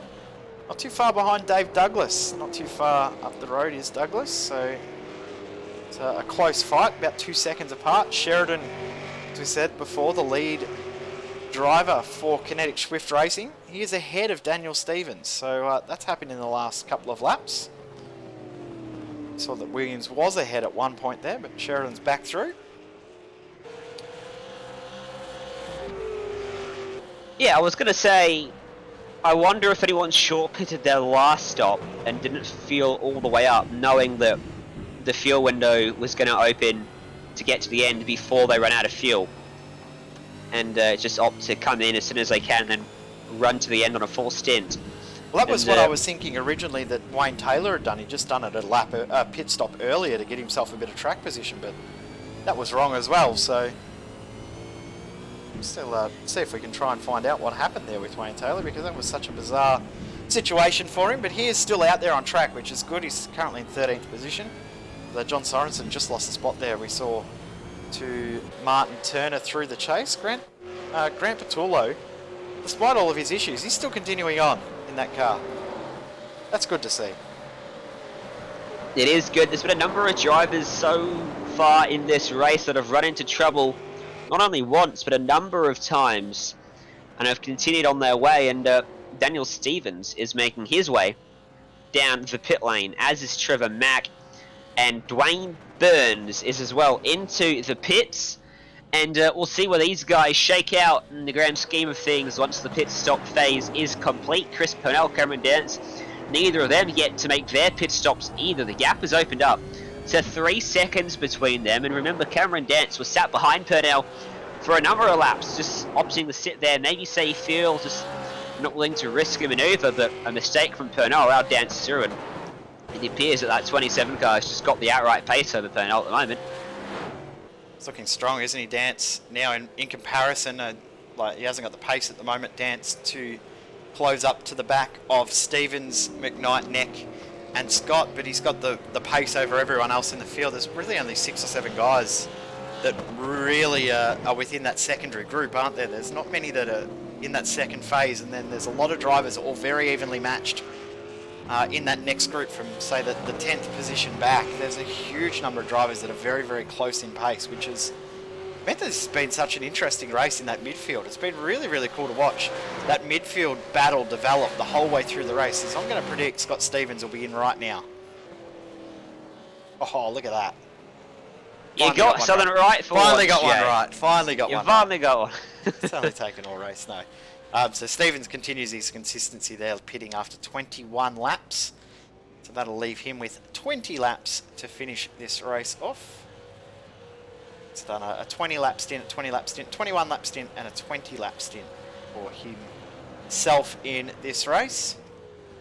Good consistency there in his pit stops, as we only have 8 drivers left on the lead lap now. That's incredible from James Scott. This pace is absolutely phenomenal. Last lap by, he was 7/10 quicker than Blake Neck, 1.2 seconds ahead of anyone else in the field. He is going absolutely flying at the moment. He is showing no signs of slowing down for the Evolution Racing team. Nice red highlight lizard livery for him, and he goes by the pit lane one more time. The 298 last time, I can't remember the last time I saw a driver with a 209 next to the name for the last lap. Everyone else is from the 210s, 211s, and only 9 cars. 8 cars are now on the lead lap, and I dare say we're going to finish with less than 10 cars on the lead lap, Jay. Yep, looks like another thing I'll be wrong with. Although, in saying that, we've got a few drivers that have gone a lap down that have pitted already. Dave Douglas comes in from 9th position, so James Scott hasn't pitted yet, so of course that will put him back down the field a little bit. So we might see still a couple more on the lead lap as Grant Patullo comes out of the pits. Dave Douglas is in the pits in his Riley Curtis Designs car. Blake Neck continues on. Will Jamie McKnight come in? He's only 15 laps into the stint, so I'd say not. Mazomo might be in this lap. Currently 19 laps into the stint. 19 laps to go, so yeah, a very sensible even split for Mazomo in the 969. I say he's done a very, very good job. Started in 11th position, up to 6th. He'll be rather happy with how that performance has gone. Yeah, so there's a few big movers in this field to go through. The biggest mover by far, Brenton O'Brien, 38th, up into 8th place. Scott Stevens as well has gone from 12th up to 4th. Not too bad when he's starting around that top 15 area. Wayne Taylor, 20th up to 11th. Adam McLeod, 21st up to 12th. He's followed Wayne Taylor through the field, actually. They started next to each other, and they are still next to each other in the race. Shane Bowens. Well. Yeah, Shane Bowens come up 11 spots. Trevor Mack. John Sorensen, 36th to 19th. He's had a great race. And I think that's the biggest movers in the field. Brett Girard is up 8 spots. And another prediction right. Look at that. Got another one. Simon Mazomo. Got another one.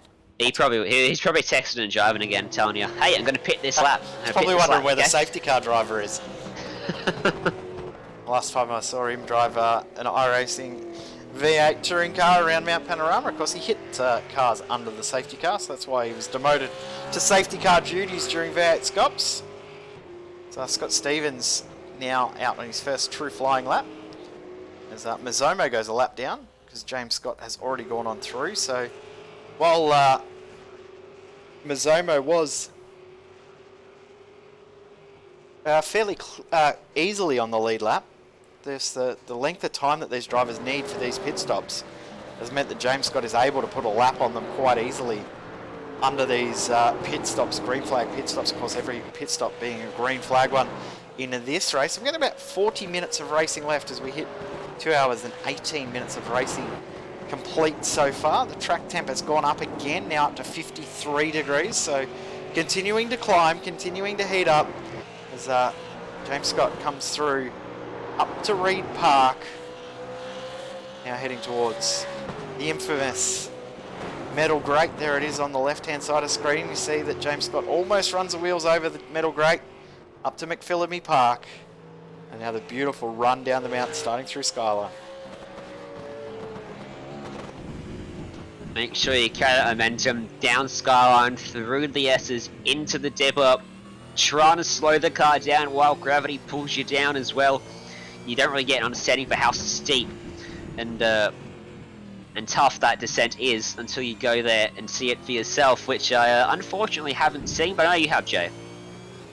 I've been lucky enough to do a few laps in a road car. I must say the dipper is absolutely scary as hell at 60 kilometers an hour.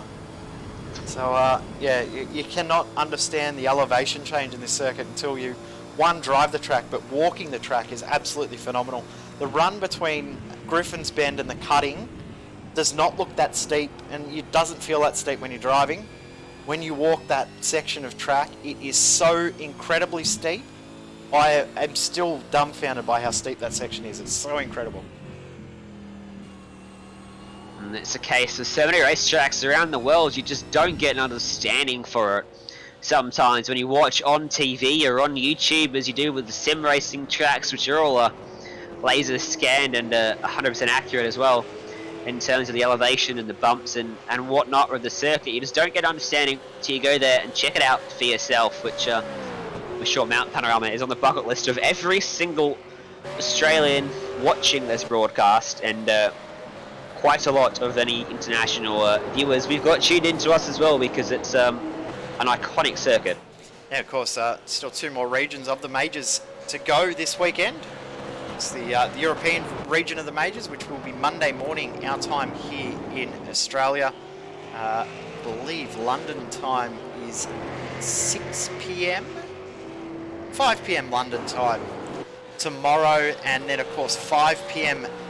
in Los Angeles on the 13th of October for the European and American regions, which of course you can catch here on the iRacing Esports Network by our friends at RaceSpot and GSRC respectively. Of course, big weekend here on the iRacing Esports Network here as well, with other big events coming up over the weekend. As I just see, Scott Stevens has closed in on Brenton O'Brien. Of course, this is the advantage of new tyres versus old tyres. Stevens with great momentum going down the hill. Big weekend here on the iRacing Esports Network. Of course, tomorrow we will have coverage from, I think, 4 a.m. Australian Eastern Daylight Savings Time. Good friend here at SimSpeed TV, Jonathan Simon, will be live for the Thrustmaster iRacing Rally World Championship. Rallycross World Championship, I should say. So make sure you do tune in to that. If you can't tune in live, make sure you do catch the replay on demand at some point.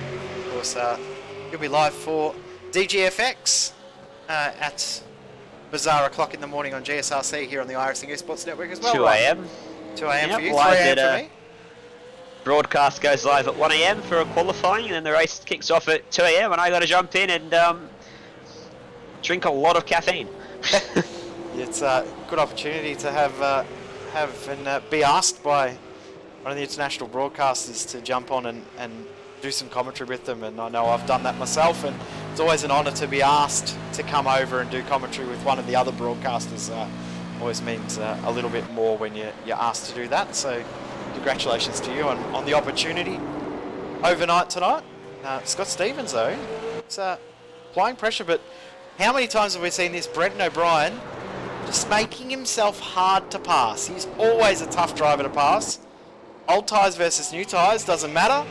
Brenton O'Brien is going to be one of the toughest drivers in the field to pass. And Scott Stevens thought about doing something you shouldn't do. Well, this is what you get when you get Brenton O'Brien in an Australian touring car. You get one very, very hard to pass driver. And I've had the pleasure to drive behind O'Brien in a V8 Scops event, and I can tell you this thing, it's impossible sometimes to pass him because he drives that car. He doesn't block, he doesn't defend, it seems like sometimes, but he hits his markers so incredibly consistently that you just cannot outbrake him because he's already on the limit of the braking performance, and you're waiting for a mistake and it just never really comes with O'Brien. Well, there was one. There was one. And that'll be as a result of being at lap 65 of 81, of course, of Mount Panorama, and this has allowed Scott Stevens up the inside, and he'll have the inside, and O'Brien forfeit that position, but he is still one of the hardest drivers to pass in Australian sim racing. Yep, definitely is, and he won't be upset in us saying that either, because I think he wears that as a little bit of a badge of honour, that he is so tough to pass. He does race hard. He will come into the pits. Deciding now is the time to come in. Of course, these drivers are around about 18, 19 laps into their stint, so they're going to end up with a shorter final stint. So Brenton O'Brien in after 18 laps. Cameron Dance is in after, can't see now because it's just flicked over to his new stint of 0 laps. As our leader comes in, James Scott. So that will get a few drivers back onto the lead lap. But James Scott in for his final stop with only 15 laps to go. Yeah, race starting to reach its conclusion now. 15 laps, still about half an hour of racing though to come, being a 2-minute lap time, and still waiting on a number of drivers to complete their pit stops. Not James Scott though, he is in the lane. Blake Neck, we'll see if he dives down and follows the race leader, and he won't. He's going to carry on for another couple of laps at least, or one more lap at least, and Jeremy McKnight, I believe McKnight has made his pit stop. He is a minute behind. He hasn't, so I reckon he'll come in now. He will come in now, and you've made that call as he was already peeling off, so I'm not going to give you that one. Come on, you got to give it to me. I think it was pretty obvious that these guys were going to come in. The only one I'm a little surprised in is Blake Neck, because he's now on his 19th lap in this stint. I don't see what he's going to gain by staying out and only doing, say, 13, 12, 11, 10 laps in the final phase. I mean, if he's trying to beat a lap record of some sort for himself, then maybe, but go to a battle. We're now back to having 11 cars back on the lead lap. Dane Burns, Adam McLeod going at it to try and finish probably what will be in the top 10, because Brenton O'Brien will come in and close in on these guys, and with his pace he might blitz on by them, so these two could be the last car in the top 10 in this last stage of the race. So we'll be interested to see whether they can hold on to a top 10. Yeah, this should be a good battle to the end. Adam McLeod and Wayne Burns, as I just have a look at their laps, and Burns has made his pit stop, and Adam McLeod too has made his stop. I remember picking up on that one and briefly thinking he wasn't going to make it, but most certainly are, and these guys will battle to the end. I will be interested to see exactly how many people finish on the lead lap, because James Scott showing no signs of slowing down, is he? And no, he's not going to give up at all, is he? He's actually come out of the pits and still kept the lead of the race. That's how far ahead he is at the moment of everyone else. He's that far ahead of Blake Neck that he's made his final pit stop. Blake Neck still has to make his final pit stop, and James Scott's still in the lead of the race. So he's a full pit stop ahead of the entire field. That's incredible. Neck in. There we go. I won't take that one because he was already pulling into the lane. Definitely that time.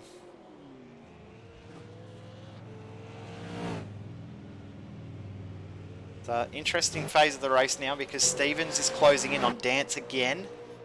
He's probably lost a couple of seconds being tucked in that traffic. Dance also looks like he may have short-filled the car a tiny little bit. We said earlier that Dance was probably going to get an advantage over Stevens with that shorter final stop. And 20 seconds thereabouts shorter stop for Dance over Stevens. But Stevens has had more pace than Dance over the last little bit. So these two are going to come together at pretty much the identical spot right at the checkered flags. This is going to be an interesting fight for 4th and 5th. Yeah, it certainly will be, and looks like we're going to have a few battles closing up towards the end of this race. just trying to look where Chris Purnell is. He's in an absolute no man's land.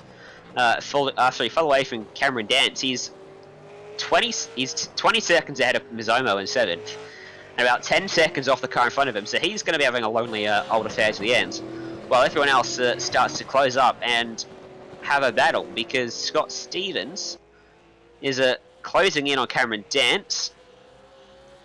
What about Blake Neck and Gemma McKnight? I think they are probably too far apart, aren't they? Yeah, 25 seconds and McKnight behind Neck, and Neck is 43 seconds behind James Scott.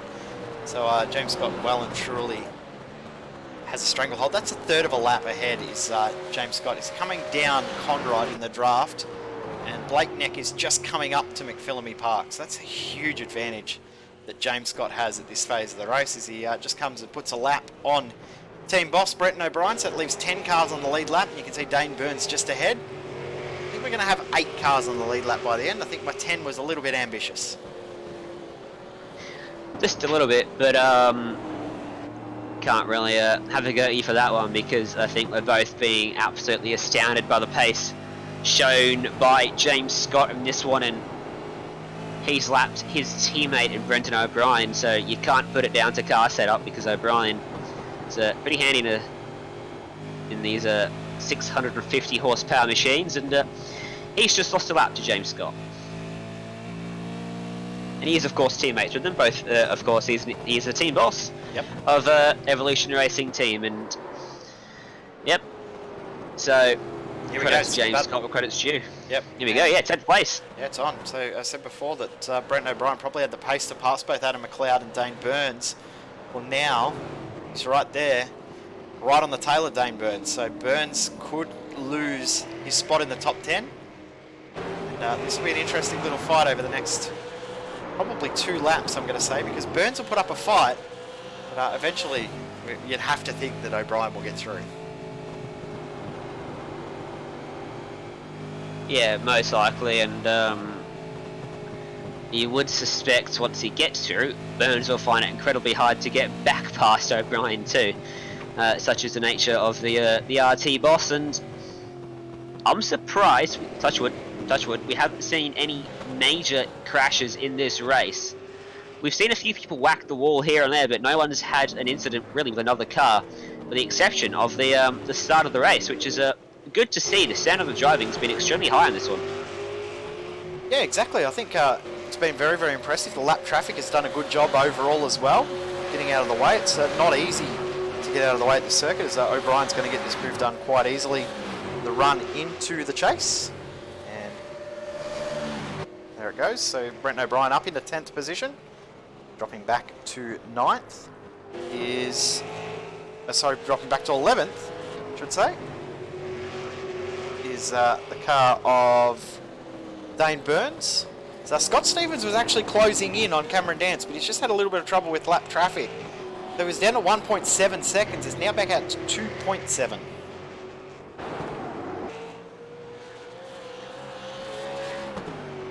It is. Well, I think everyone's done their pit stop now, haven't they? Is there anyone who has not made their last pit stop? Yeah, there's 2 drivers. Well, now there's 1, because Danny Vassal's just driven into the pits, and John Sorensen as well to get to make his stop. Actually, Phil Otto will also have to come in and make another stop too. So Otto in 27th, Sorensen in 18th, and Danny Vassal, who was in 12th position, is now back to 13th.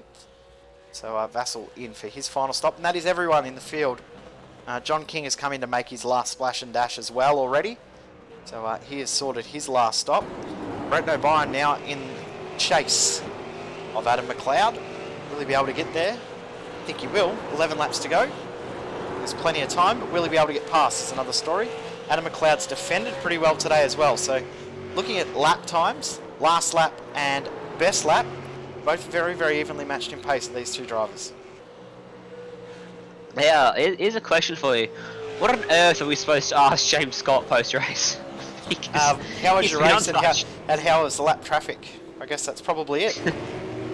Can't really talk about his strategy because he just drove it till it was dry. Can't really talk about his race pace because it's obvious. Yeah, I don't know. Just let him come in and thank his sponsors, I guess. He's been completely untouched in this one, and yeah. He didn't even lose the lead of the race when he left the line. He just launched straight off. He lost it when he pitted, but he gained it straight back when Neck pitted 2 laps later. So he hasn't lost anything in this race. He's just been unstoppable, untouchable, and incredible. I don't think he even got any wheel spin offline. He just converted beautifully. Yep. Complete launch and Great job. yeah. So it has been a really, really clean race overall, though. As you said before, all the drivers should be absolutely applauded for their performance in this race. There is still an opportunity if you would like to race in this race in one of the other regions. Registration and slots are still open. Don't have much time to register though. You do need to go to Pacific Majors website, and you can register for the race on the website there. Get yourself involved if you would like to. And as we said, if you want to race in the next race, which is in 3 weeks' time from memory, the 2nd of November, you can be a part of it in the F1 car, the Williams F1, at Interlagos in a few weeks' time. We're looking forward to that race. We'll have it here on SimSpeed TV. 41 drivers, so just see a car running wide there. That was the car of Graham Patullo. So O'Brien now through, but he's lost a little bit of ground. It's now at 2 seconds once again. If you do want to be a part of the next round of the series, of course you can be, head over to the Majors website, pacificmajors.com, and you can register for the next round. It's already been, as we said, we had 41 runners in this race. 41 was the total runners, and then for the European region at the moment there's 46 registered, and it looks like about 39 who have qualified for the race at this stage, and about 53 or so in the Americas. So that's a pretty strong field in the Americas division. Qualifying times in the international region, I should say, very, very quick in comparison to the other regions. James Scott 1.5 seconds quicker than every other region. Incredible pace. Yeah, it's not enough superlatives out there for James Scott at the moment, and he's in good form. it's an understatement of the year. He is in good form. 10 laps to go now, so not long left in this race.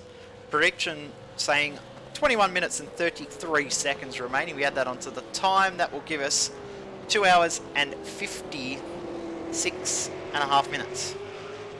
So the pace has actually gone quicker than what we thought earlier. That's impressive. It is, and what's the track temp up to? It's up to 54 degrees now, so it's still getting hotter. We're at 20 minutes past noon in the sim time, so almost at the peak of the track temp, and they'll be finishing there. So the best conditions for the drivers are right at the start of the race, and that's almost when we saw the most mistakes occurring, actually. Yeah, it's the really hot track condition. Can't even say warm anymore. Really hot conditions have meant that the drivers are probably driving a little bit more cautious, other than James Scott. He's just absolutely on the limit. So yeah, as you said, it's probably meant that the drivers are driving a little bit cleaner now than what they were earlier. Of course, the field is spread. There are only 30 cars on the track. We've lost 11 drivers at this point. So impressive field that we've had in this race, as we're just about to see James Scott put another lap on another driver, that being Daniel Stevens, the lead driver for MFR. Now in 8th position. Look at the fastest lap times in this race. It's only been 4 drivers, I should say. Sorry, 4 drivers to do 2 minutes 7 lap times. Every other driver has been 208s, 209s. A couple of drivers, their best laps have been in the 210s, 212s. But James Scott, 207 flat. 207.3 for Scott Stevens. 207.8 for Dominic Ferraris, and 207.3 for Michael Taliancic at the start of the race. No other drivers have even been close to a 7, other than Blake Neck, who did a 208.000 as his fastest lap. So James Scott in a class of his own at the moment. It certainly is, and the only battle really, the top 5, Cameron Dance has got 1.9 seconds over Scott Stevens. So that one's sort of fizzling out as we draw closer to the end. Purnell still in no man's land. Mizomo in no man's land as well. Daniel Stevens is going by John Sorensen, who's a lap down on him. Adam McLeod's just a little way behind him. The closest battle is probably still the battle for 5th place, because everyone else is all by themselves at the moment. Yep, the only other battle would be McLeod, O'Brien and Burns, but they're all about 2 seconds apart each. But Scott Stevens last lap by 2/10 quicker. If he gets 2/10 a lap, with 9 laps to go, that puts him right on the tail of Cameron Dance with 1 to go. So this is an impressive drive coming back through here from Scott Stevens, but great little bit of strategy work from Cameron Dance. My only concern is did Cam put enough fuel in the car in that last stop to make sure he could make it home? Or has he underfueled it a tiny little bit, thinking he might have had a little bit of draft help out there? So this will be interesting to see in the next few laps whether he's going to be able to get this done, hold on to this 4th position. Not that it matters in regards to the championship, because at this stage he's all but sealed the title. Because the worst he could finish now is 30th position. His championship rivals not close enough to make an impact into that championship fight at this stage from my understanding. Dane Burns in 11th, so we'll put him in 10th. I believe that would still be enough for Dance to win the championship, even if he DNF'd at this stage. If it didn't be enough for him, it would be very, very close. It won't be. I think Cameron Dance is barring disaster, wrapped up this championship, and I think the best championship battle heading into Interlagos is going to be that team's championship overall. With Illusion Motorsports will be closing the gap again to Kinetic, and if Kinetic have a race next time out like they've had today, that will finish as an extremely tight championship, that one, especially if the Illusion boys turn up on the road course like they have today. It's going to also be interesting for 2nd and 3rd and 4th in the championship too. Of course, John King, Dean Mole, both have had shockers tonight. John King's got himself back into 25th position, but Dean Mole, DNF. Dane Burns, he's going to consolidate a little bit more in regards to that 2nd position, but that will still come down to the wire in that final race of the championship between Burns, King and Mole. So championship fight still up for grabs. Scott Stevens! That is full Tokyo Drift style, and that will lose all of that momentum that he was gaining on Cameron Dance. He's lost about a second there, but that was a good recovery to not go into the wall from Scott Stevens. Yeah, that thing all sorts of crossed up on the run down to Forest Elbow, and I think that seals the fate in that battle for 4th place, because Cameron Dance is lapping extremely consistently, and it's one thing to catch someone, it's another thing to pass them. And that rings especially true on a track such as Mount Panorama. And James Scott now on lap 74 of this event, just 6-7 laps to go when he crosses the line. Hopefully we can get some sort of grandstand finish between Stevens and Cameron Dance, so if Stevens can find a bit more pace late on here. Brenton O'Brien lost a whole heap of ground a couple of laps ago, but he's gained it all back, so it's now down back to under 1.5 seconds. And O'Brien's starting to get some draft advantage back from Adam McLeod, but McLeod also getting some draft too down Conrod Straight. So Brenton O'Brien closing in last lap by 4/10 quicker was O'Brien. And now within 1.4 seconds of the 9th place car of Adam McLeod. This will be an interesting little phase here. And you can tell that the fatigue is really starting to kick in for these drivers, because the pace, not only because of the heat on the track, but the pace overall has dropped from everyone. James Scott, the only driver doing 2:09s, 2:10s from Cameron Dance and Jamie McKnight. Nobody else even close. We've got drivers doing 2-minute 16s and 2-minute 20s just due to the fatigue out there now. It's so tough out on the track.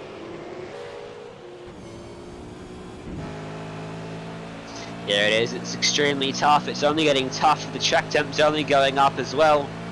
And this is the exact moment in the race where these drivers will be feeling it mentally and physically right now, because they've been out there for 2 hours, 43 minutes, which in itself isn't too long to drive a a race car in a sim in the comfort of your own home, but being Mount Panorama, it's extremely tough. Well, you do a 3-hour race at Mount Panorama, it's tough. You do a 3-hour race in an Aussie touring car, it's tough. Combine them together, it's hell. It's hell on wheels.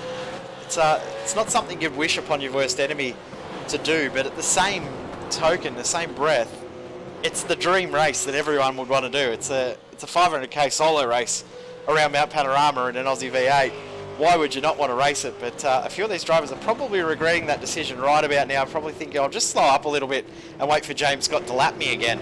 Hopefully he comes past soon. Where is he? Where is he on the track? Is he coming up to lap me again? That'll be what a lot of these drivers are thinking right now.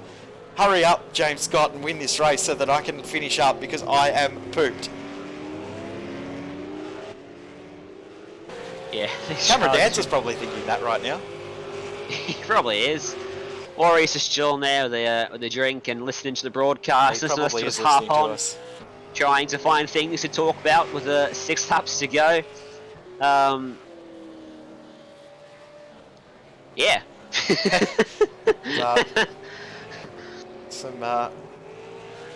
Getting our practice in. We've had a few big weeks here at Mount Panorama, so like we can't even talk about the track and things like that because we've done that so much in the past few weeks. Yeah. This is I think our 7th or 8th broadcast in 4 weeks at this circuit. So I mean, it is the spiritual home of the Aussie iRacing scene. Of course, not the first track that we had on iRacing from Australia. This is, of course, the 3rd. Happened behind Oran Park and Phillip Island. Phillip Island at first. Of course, it came out at the same time as the original iRacing V8 back in 2010, late 2010, just before I joined the iRacing service. From there, we've ended up with a whole heap more content. Ended up with the Commodore in late 2014. Of course, it was joined by the Falcon not far after that. The newer Falcon being the FG car of the future, or the current gen, I should say, as they are now called. So it's been awesome to see within iRacing, of course, the announcement coming not that long ago that the Mustang and the ZB won't be too far away. Maybe as early as the next build, probably the build after, but they're looking good for the next build. So we could see them as soon as December. We could almost have them in the last round of V8 Scops. Who knows if we'll run them though? That's another question. I think that would cause a bit of contention if you changed cars. That would cause some issues, wouldn't it? That would cause some issues if we did that, but yeah, I don't think we'd do that. But it would be cool, the fact that we know that we could have them by then. Brendan O'Brien's looked really quick across the top of the mountain, lost all of the momentum coming through the dipper, and then saw McLeod make a mistake out of the dipper, gain it all back. So 0.6 of a second separate these two now.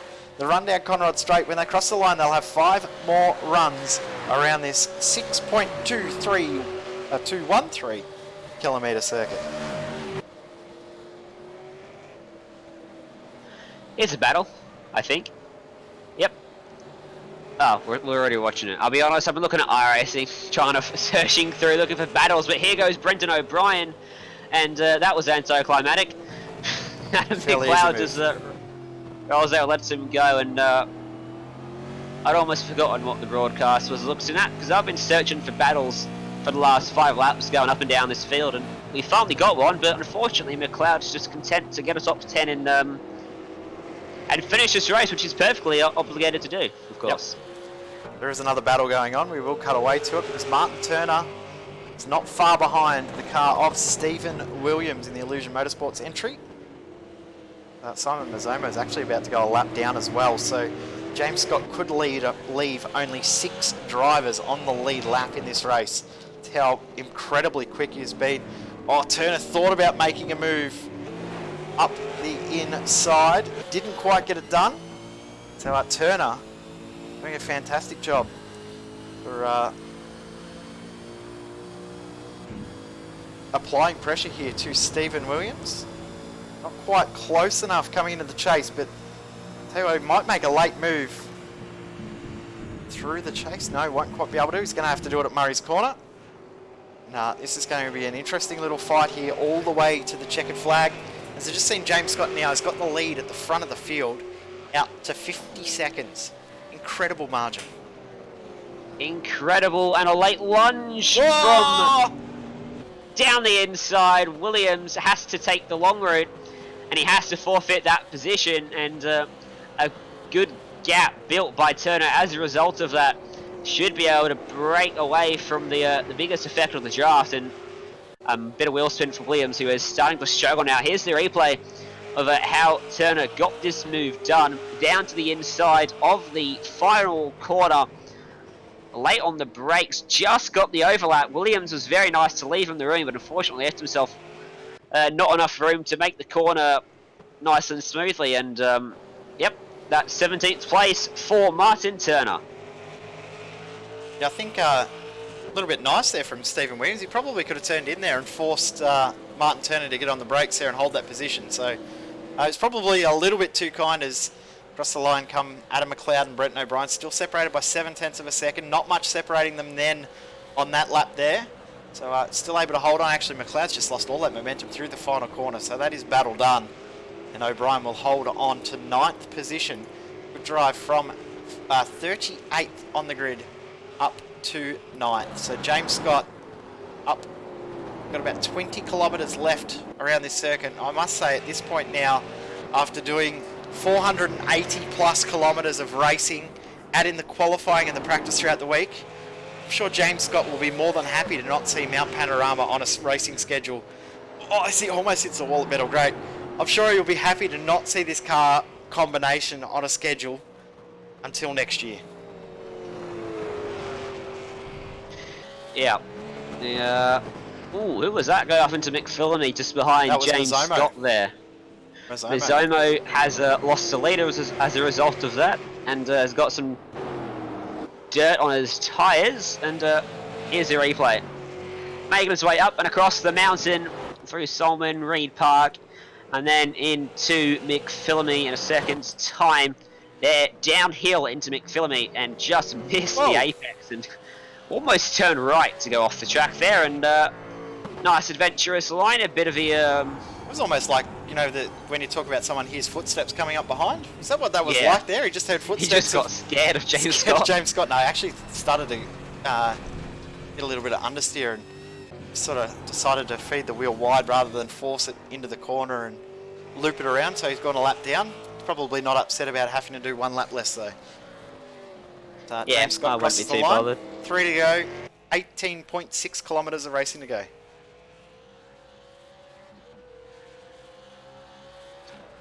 Alright, who's your pick to take the win, Jay? It's going to be a tough call, but no, I'm not going to do it. I don't want to curse. I don't want to put a commentator's curse on. Alright, he's got a 52-second lead. I still don't want to put a commentator's curse on because I've done things like this before where drivers are in the lead, internet drops out with half a lap to go. We've seen it in World Championship iRacing events. No, not doing it. Not saying he's won the race, not saying he's got it sealed. No, I'm not doing it. I'm not putting that curse on. I cannot do it. Alright, well, Blake Neck has had a wild moment going through the chase. Up on the curbs, he's having a bit of fun. He's sorted 30-second lead he has over Gemma McKnight, and here's a super slow-mo of Blake Neck, hard on the brakes, getting it into the chase, and he's second now.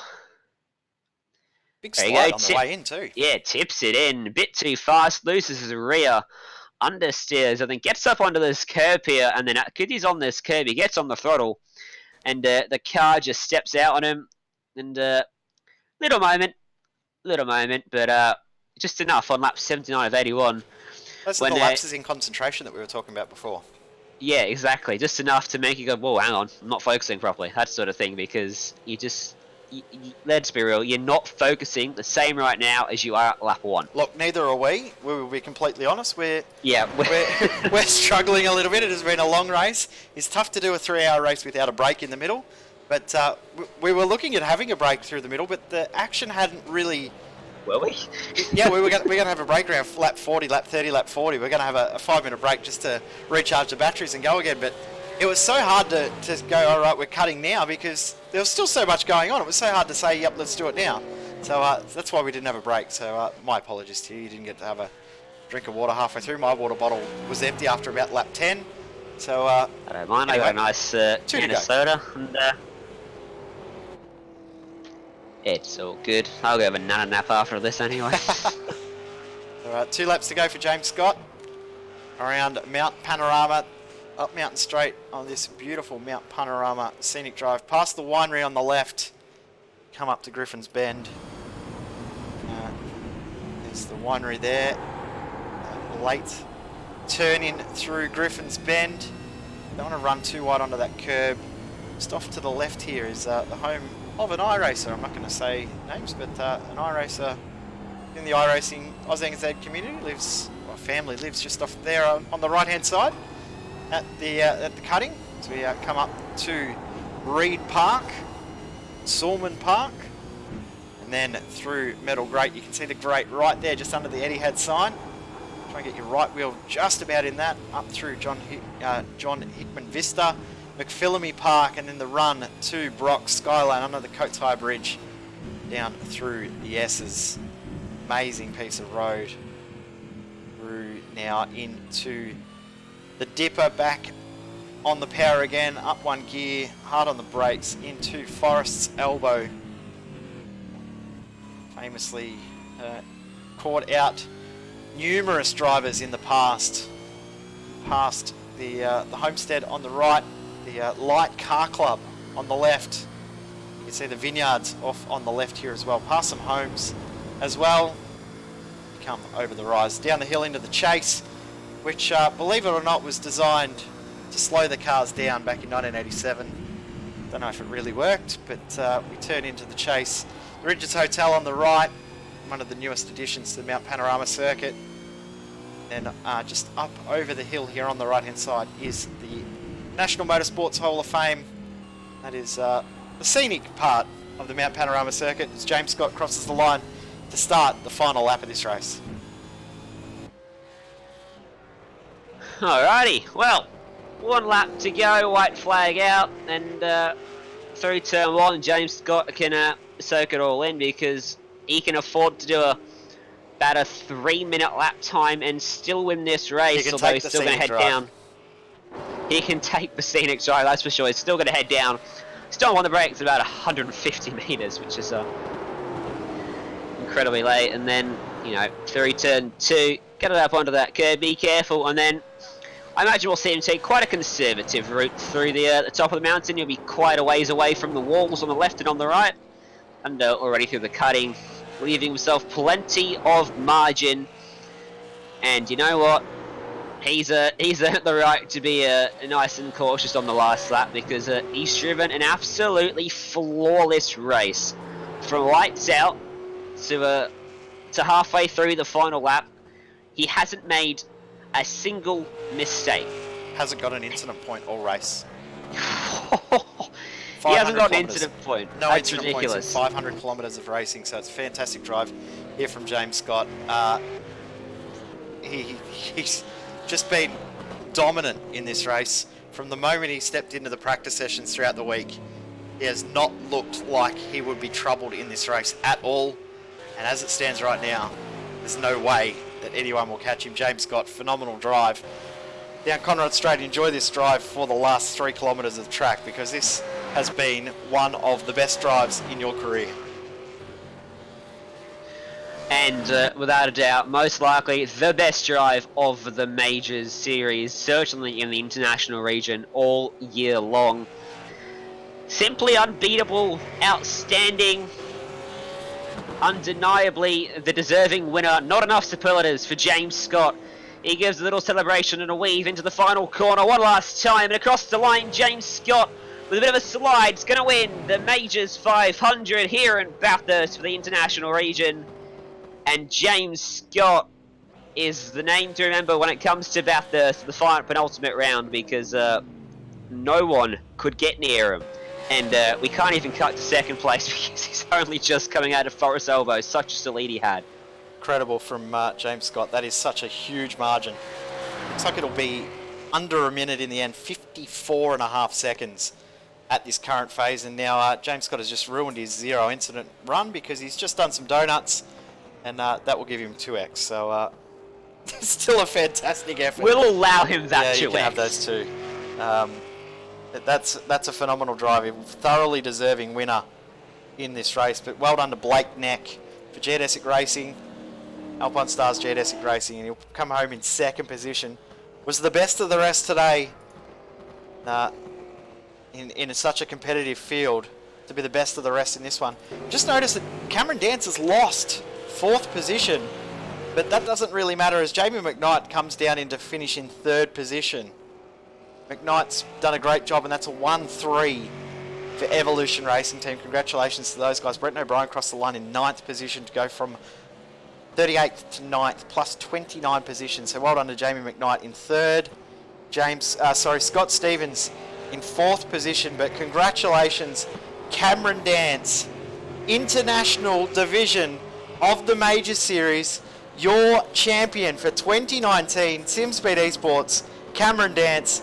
Big drift through the final corner, almost loops it around. He doesn't care. He wins the majors, hits the wall. He doesn't care. He wins the majors. Congratulations, Cameron Dance, the champion for 2019 in the International Division of the Majors. Cam, congratulations, well done, and thoroughly deserved. 9 top 10s in 13 rounds. Sorry, 9 top 5s in 13 rounds and 3 wins, including a second as well. That is a phenomenal effort in this championship that is so competitive. Well, if James Scott was Mr. Unbeatable at Bathurst, Cameron Dance is Mr. Unbeatable for the season because incredibly consistent, incredibly mature drive all season long, and he knows he's won the championship. He does a few dollies coming out of turn 1. I don't know if a good old moving burnout as he heads down Mountain Straight. But that is the race done. Finally, after 3 hours of racing, we'll go through the unofficial results for you. As you can see them on your screen, as much as we've detailed, James Scott wins that one by 55 seconds over Blake Neck in second place for Geodesic Racing. Jamie McKnight comes home in third, as you pointed out, bringing home a 1-3 for ERT. Scott Stevens took fourth place away from Cameron Dance, which we completely missed until that final lap. And then Cam Dance winning the championship with another top 5 result for SimSpeed Esports. Chris Purnell leads the Illusion Charge, coming home in 6th place ahead of Simon Mizomo and Daniel Stevens. Here we go over the page to more of our one lap down drivers. Brent O'Brien from back in the field to 9th position. Adam McLeod in 10th position. Dane Burns in 11th. It'll be okay for him to help him in his fight for second overall in the championship, with his other competitors having a poorer result. Dave Douglas in 12th, Shane Bowen in 13th, Wayne Taylor 14th position, with Danny Vassell and Alexander Sheridan rounding out the top 16 positions. 17th place in this one, going to be Martin Turner, and then Stephen Williams home in 18th, and I just watched Martin Turner launch it over the chase. Stephen Williams home in 18th. Dave Trevethan in 19th ahead of Brett Gerrard running out the top 20. Then the first car 2 laps down, gonna be Trevor Mack and then John Sorensen. The third of the Illusion cars, Grant Petullo and Riley Curtis in 24th. Yep, then we go to John King next in 25th position, 2 laps down. 3 laps down for Brad Finley. Also Martin Hallen and Phil Otto. Victor Folby and Ryan DeCartier McCarthy, the last runner to complete the race. The rest of our drivers did not finish. We saw Daryl Hockey have issues at turn 1, 23 laps down. Matthew Clowett also had issues on Mountain Straight, finished 33 laps down. Then we've got Desmond Harberger, Michael Skurlock, Dominic Ferraris, Dean Mole, Peter Matston, Jake Fox, Jason Martin and Michael Taliancic all unfortunately did not finish the race. We'll take a very, very quick break. When we come back, we'll dissect the end of the race. Hopefully talk to a couple of drivers and talk about what's coming up here on SimSpeed Esports. We'll be back in just a moment. iRacing, you wanted the best, you got them 4 abreast. Often imitated, never duplicated. The greatest show on dirt, the World of Outlaws.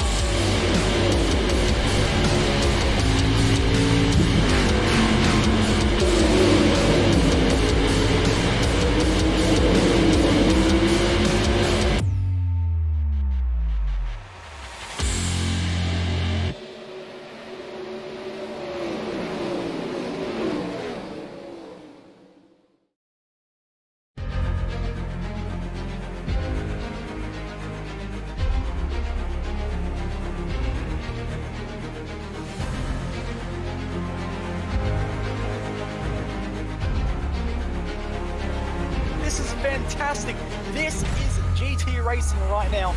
He's got traction, he's going around the outside of both of them! Maloney! Oh, he's taken Anderson! Anderson's up to Oh my god! Big crash! Oh my goodness, half the field's gonna get rolled! Second very close. These guys are want to make their way through the field very quickly. Oh, there we go. Oh no! That's massive! This is it! This is over! I can't believe this! Oh my god! God, what?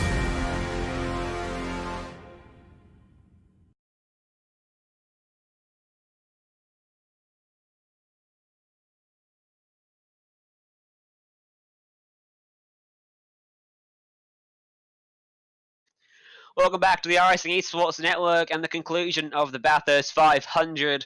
We've just witnessed one of the best drives of the year from James Scott, your race winner. He's with us here in the booth. Well, James, we're just talking to you. We don't really know what to ask you because you are untouched all race long.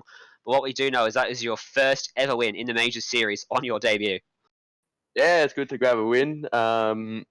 Yeah, first drive in the majors. Just used the setup from previous races around here, and it felt good.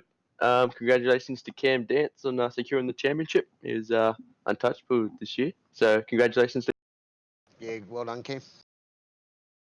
And that other voice you just heard was Jamie McKnight. We've got ERT Tacoma 1-3 here today. And how closely did you boys work together on setup and becoming comfortable the track and talking throughout the race on how the track was evolving and those sorts of things? Mate, we were talking the whole time, and obviously James and I, like, we've got each other's data, so we just go and pilfer each other's sets all we want. And after a couple of practice sessions, I'll go, yeah, what time's like this morning? I said, you going to run the 27 pressures? And he's like, yeah, man.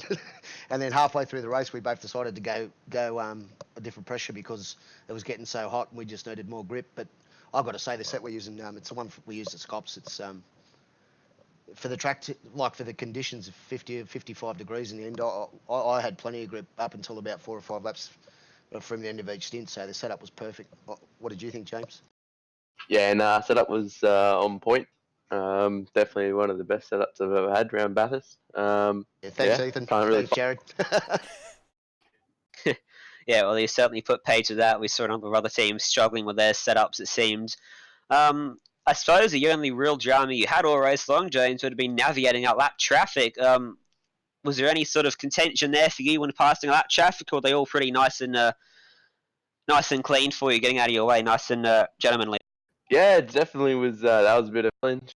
Obviously, not much. Once the field spreads out, there's not much free space around going around there. But yeah, there was one little incident at the top. One of the back markers just spun coming into the metal grate, and I was parked across the track. But that was probably my only scare during the race. Lucky I avoided him, and yeah, continued on. I thought the was awesome, mate. I thought all the guys that we passed were awesome getting out of the way. They were probably the best of, but yeah, really gentlemen. Yep. Didn't seem to be too many issues out there. I wish I had more insightful questions for you, James, but to be honest, we couldn't think of anything because you were just so unbelievably consistent and so far out in front all race long. And Jamie, we didn't see much of you all race. I picked up on at one point. Hang on, Jamie McKnight's in third place, and you had a bit of a lonely race yourself. And mate, I like them like that. I don't like any pressure. I like to just cruise. And I want to say well done to Blake Neck too, because he drove awesome. And I actually thought Cameron might have been coming to get me at the end because I wasn't sure on his strategy, and he was pretty quick in the last stint. And I think something happened with a lap or two to go because I've seen him drop behind Scott on my JRT. But yeah, maybe you can tell us what happened, Cam. But you were pretty quick as well, mate. Yeah, I may have broke on the grass into the chase on the signal last lap. Oh no! At least you didn't drop any positions. But yeah, no, it was a great race. I enjoyed it. I don't mind being alone, and I don't mind being not on the broadcast because that means I'm just having a nice smooth. All right, well, we'll let you two go before we talk to our championship winner. Are there any sponsors? I'm sure there's some sponsors and people you'd like to give a shout out to and a thank you. Yeah, first off, obviously, thanks to all the guys at our Evolution Racing team. Their support's been great over the last however long I've been here. And obviously, all our sponsors, Logitech G, Speed Cafe, West End Mazda, SDK Gaming, they're all great sport. Yep. All right. Well, thank you guys very much for showing us how it's done. Thanks for the broadcast, boys. Thanks very much for Panorama. Thank you very much, Jamie. It was our pleasure to bring it to you. We had a lot of fun and got a bit delirious at the end, but nonetheless, very fun. All right, I better go before I start swearing, so see you later, boys. Thanks, Jamie. Thanks, James. All right, cheers, boys. We will go to Cameron Dance. I'll quickly give an interview with Cameron Dance. Congratulations, 2019 champion. You come back over from the Americas division and take the championship here in the international division. Congratulations. Yeah, cheers. I honestly can't believe it. I mean, with the season that has gone, it's been a pretty awesome season, and to wrap up the championship with 1 round to spare is just unbelievable. I knew heading into this round it was pretty much just a mostly straightforward goal at the end, which was just finish here at Dwayne, and to end up coming away with the top 5, in fact, is just, yeah, absolutely awesome. You're amazed with the pace of the race overall, not just from James, but from most of that top 10 with the incredible pace that they had? Yes and no. I mean, looking at the track temp, in the end it was about 55 degrees, which is just absolutely sauna-like temperatures, just crazy. But yeah, the pace wasn't too bad. Watching the likes of Vietscops in there around here, it seemed relatively decent and around what it would expect it to be. So yeah, not too bad for pace, but at the end of the day, we'll pretty much drive this car. Well, most of us do anyway, so we've got a reasonable handle on what to do. What's next for Cam Dance in regards to the Major Series? Coming back to defend next season, unlike current reigning champion who hasn't been able to defend his title. Have to contemplate that over summer. I'm not 100% sure on what the future holds. I'd like to give it a second crack, but yeah, we'll just have to see what happens and go from there. Congratulations, mate. Who would you like to thank? Yeah, just first of all, like to thank the boys at Fitstyle Motorsport, as always, and all our sponsors, Demon Tweaks, Texnay, Renval, you guys for putting on awesome broadcasts. And I'd just also like to say a quick shout out to the boys at TTL Esports. They nurtured me and helped me grow into the driver that I am today, and without them I probably wouldn't be in this spot. So cheers to all the boys.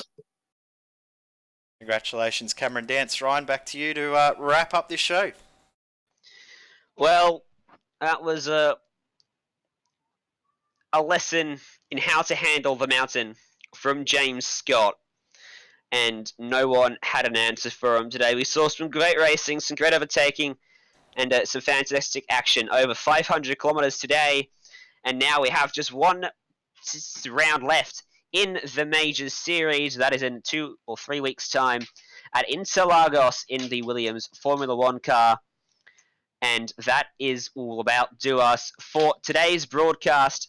Make sure you subscribe to the iRacing Esports Network and the SimSpeed TV. Tune in for the feature broadcast coming up all week long and for the rest of the year and into the future. From myself and Jay Kennedy, thank you for tuning in and good evening.